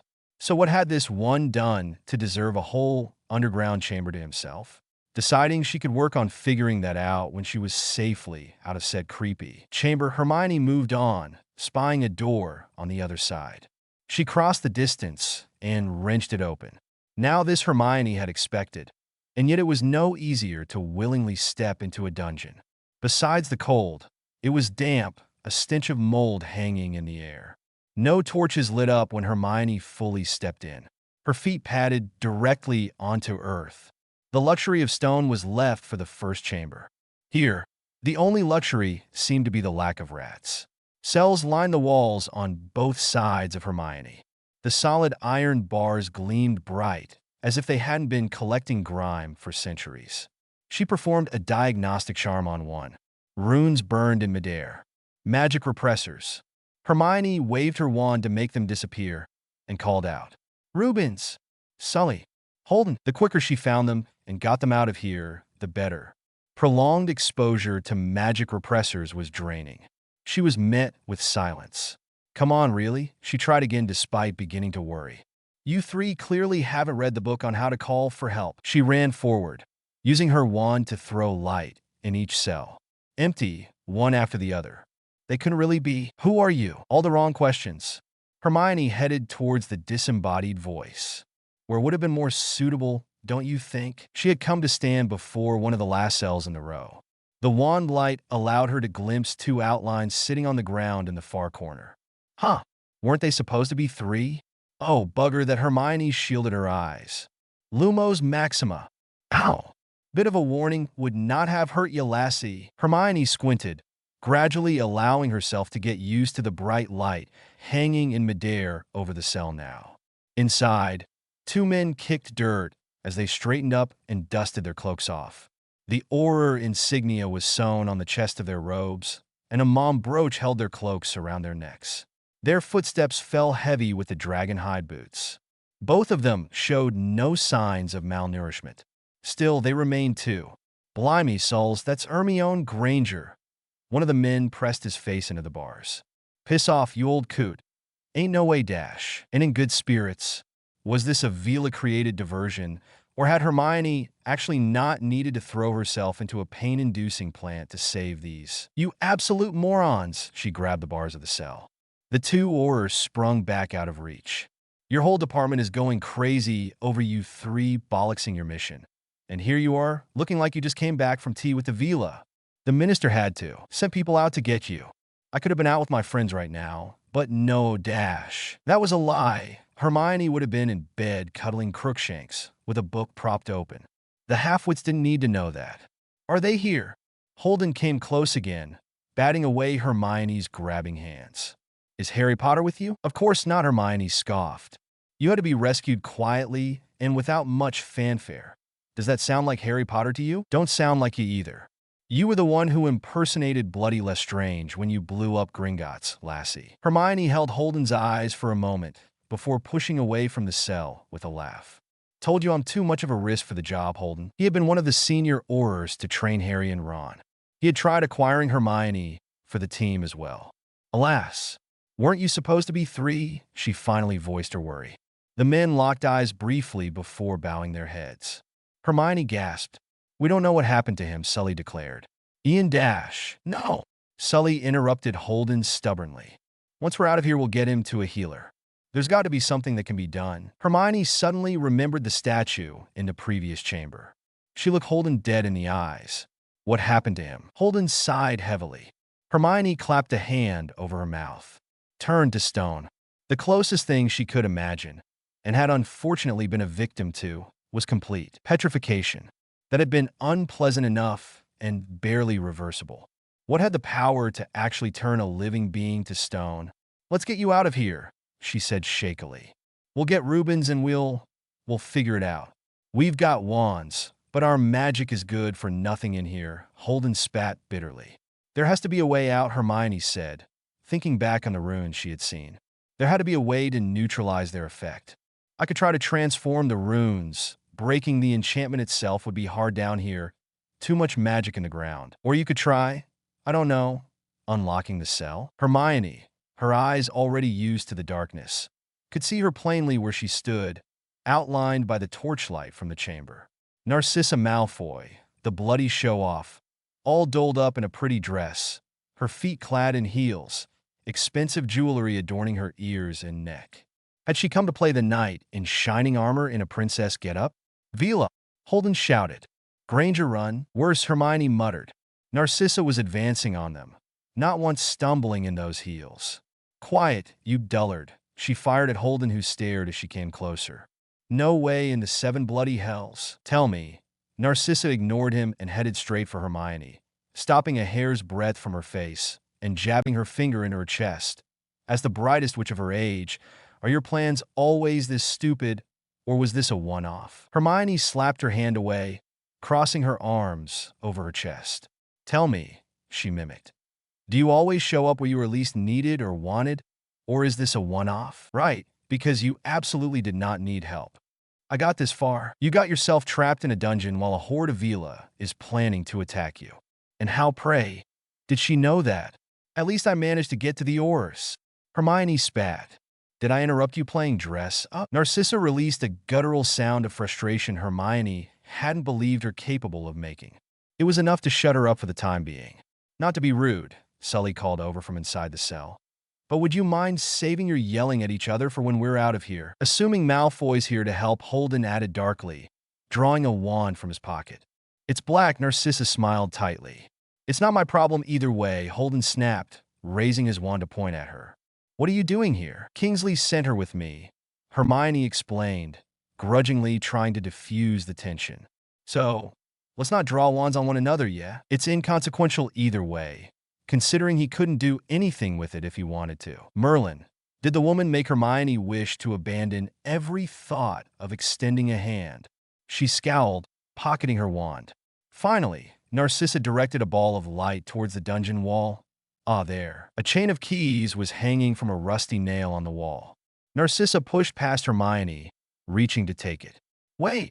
Hermione's hand closed around Narcissa's wrist just in time. The woman turned to give her a cold stare down. Hermione huffed. It wasn't like she'd wanted to save her. However, she got herself cursed like Rubens. Narcissa would be more of a hindrance than help. Not that she was helping now, or that Hermione needed help at all. Preposterous idea. They wouldn't have just left the keys in plain sight. Actually, they would have. Narcissa dismissed her, pulling her hand free with surprising strength.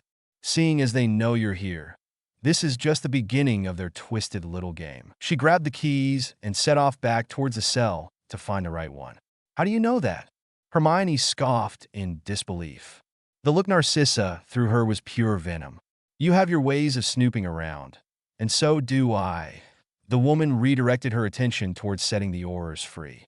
Mine simply don't include getting on Avila's bad side. Because, you know, that's idiotic. Hermione rolled her eyes and pointed her wand at the keychain in Narcissa's hands. Coniunctionum Revelio. Amid the dozens of keys, one glowed bright red. Narcissa said nothing, inserting it into the lock and turning. A click, and the two women barely had time to step aside before Sully kicked the door open. Finally, he pulled out his wand and made for the exit.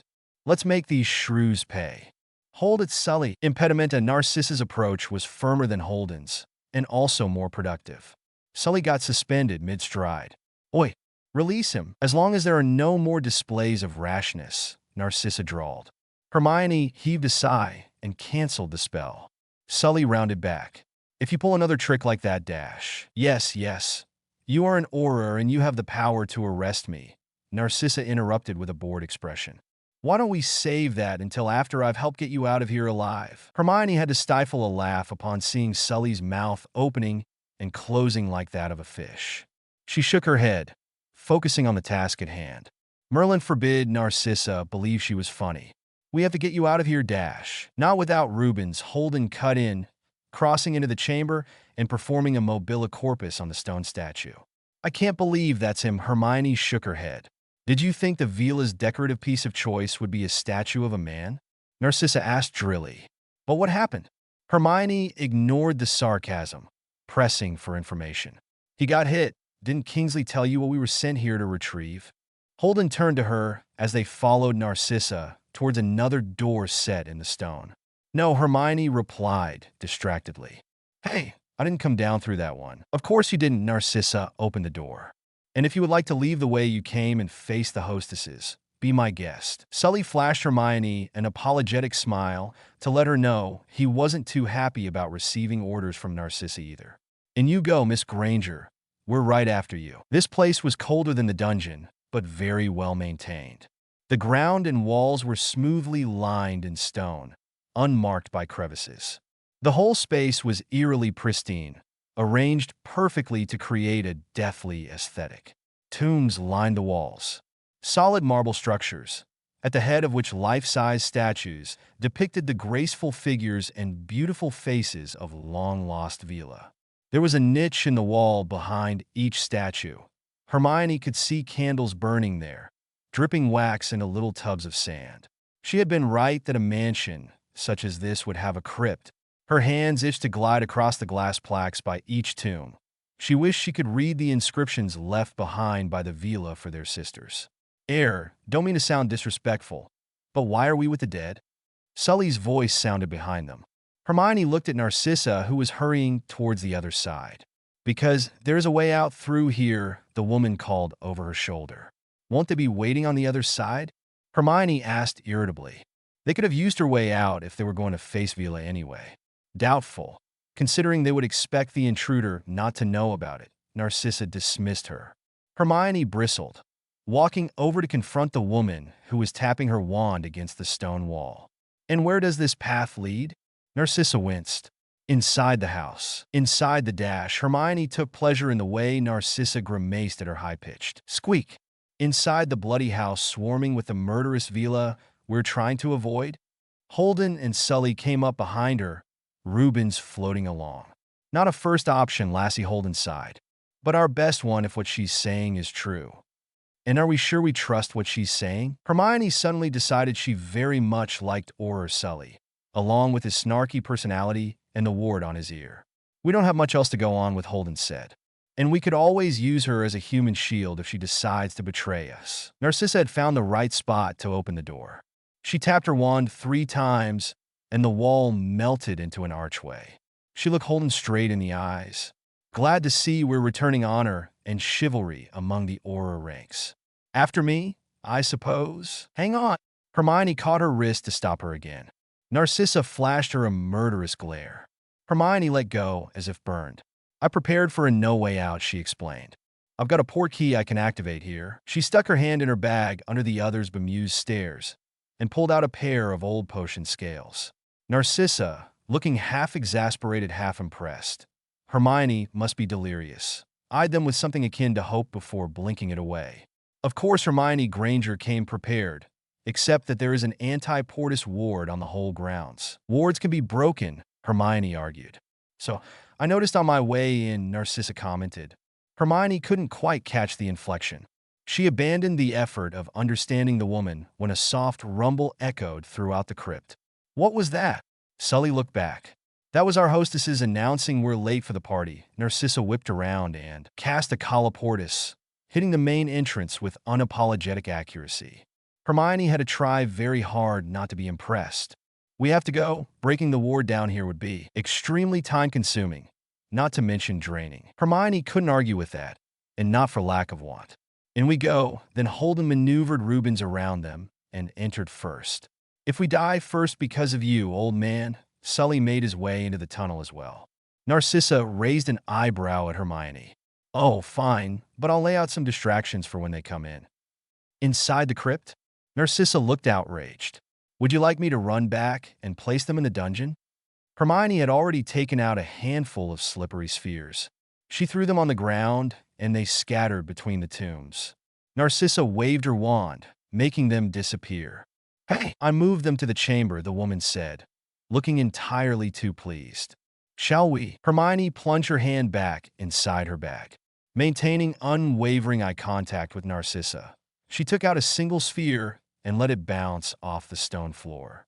The woman looked like she wanted to leave Hermione behind for this brazen display of disrespect, but she had to put it off because the door rattled. Vila did not like being locked out of their own crypts, apparently. Let's go. Narcissa grabbed her by the hand roughly and dragged her along into the tunnel.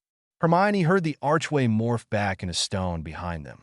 The path was rocky and winding. The walls were jagged. Hermione had to allow herself to be led by the hand through the darkness. With Narcissa's apparent exceptional knowledge of the tunnel, they soon caught up with the Aurors. What took you so bloody long? Holden barked.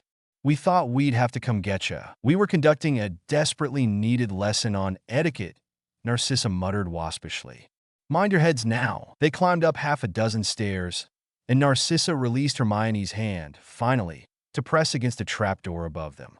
When we get out, the woman began, we'll find ourselves in a study on the first floor, east wing. There's a back door down the corridor to the left, last one on the right. We need to get out as quick as possible. The portrait's in the corridor. They'll know we're there. We can't leave just yet. Sully burst out. They've got it. We have to retrieve it. You want to stick around? Hermione asked incredulously. Tonight's objective is to get you out of here alive. You think you did a bloody good job of that. Holden let Rubens' statue land, turning around to properly face Hermione. You somehow got us out, and we are grateful, mind. but we have a mission of our own. What is so damn important you risk facing Vila for? Hermione fired right back. Expulso. Narcissa had pointed her wand towards the ceiling, making it cave in. Are you mad? Sully held her at wand point, but the woman didn't seem impressed. They will be coming soon, she gestured behind them. Whatever it is you're after, you can work on a proper plan how to obtain it when all our lives are not in danger. Hermione couldn't fathom why the woman threw her such a dirty look. It wasn't her fault breaking in was considered ill-mannered. Narcissa pushed the trapdoor open, and the four of them clambered out, with Holden levitating Rubens behind them. Bloody hell? Sully breathed. Hermione was right there with him. Every piece of furniture was squeaky clean and looked like it belonged in a Victorian palace. Hermione would gladly spend years cataloging all the little trinkets visible in the glass-fronted cabinet and on the bookshelves. It was Holden's voice that pulled her out of her daydream. Are we going? Not yet, Narcissa raised a hand. We will encounter Vila, and you can't fight them off. You have no idea what I can fight off. 10 of you and your lot. For example, Holden snarled. Yet a couple of beautiful women were enough to lure you into being imprisoned. Narcissa didn't miss a beat. We need to clear the way for you, Hermione jumped in quickly. A distraction. You and your distractions. Narcissa sounded exasperated, but Hermione paid her no mind. Her eyes flickered between Holden and Sully. She then eyed Narcissa. Not her first choice for a partner, but she provided numbers. The Vila have no idea who broke the Aurors out, Hermione said. But they know what the Aurors look like. Granger dash. Hermione walked over to stand in front of Holden and studied his features. The man's jaw tightened. Hermione raised her wand and performed a series of charms. Glamours were not as effective as, say, Polyjuice Potion, but still.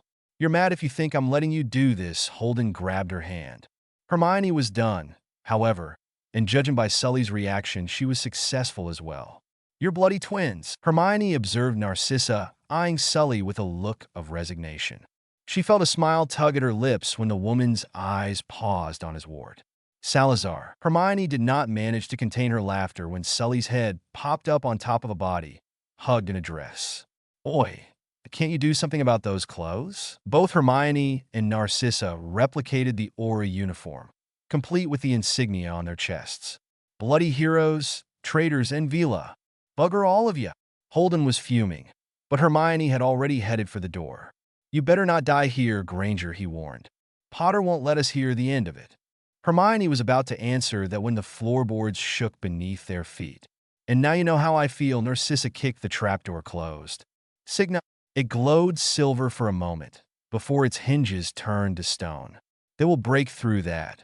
We have to go now, Narcissa turned to the Aurors. Apparat tout le répit. She gave Hermione an expectant look, walking past her out into the corridor. Hermione faced the two men with a small smile. See you soon, then? Sully seemed wary still, but Holden nodded solemnly.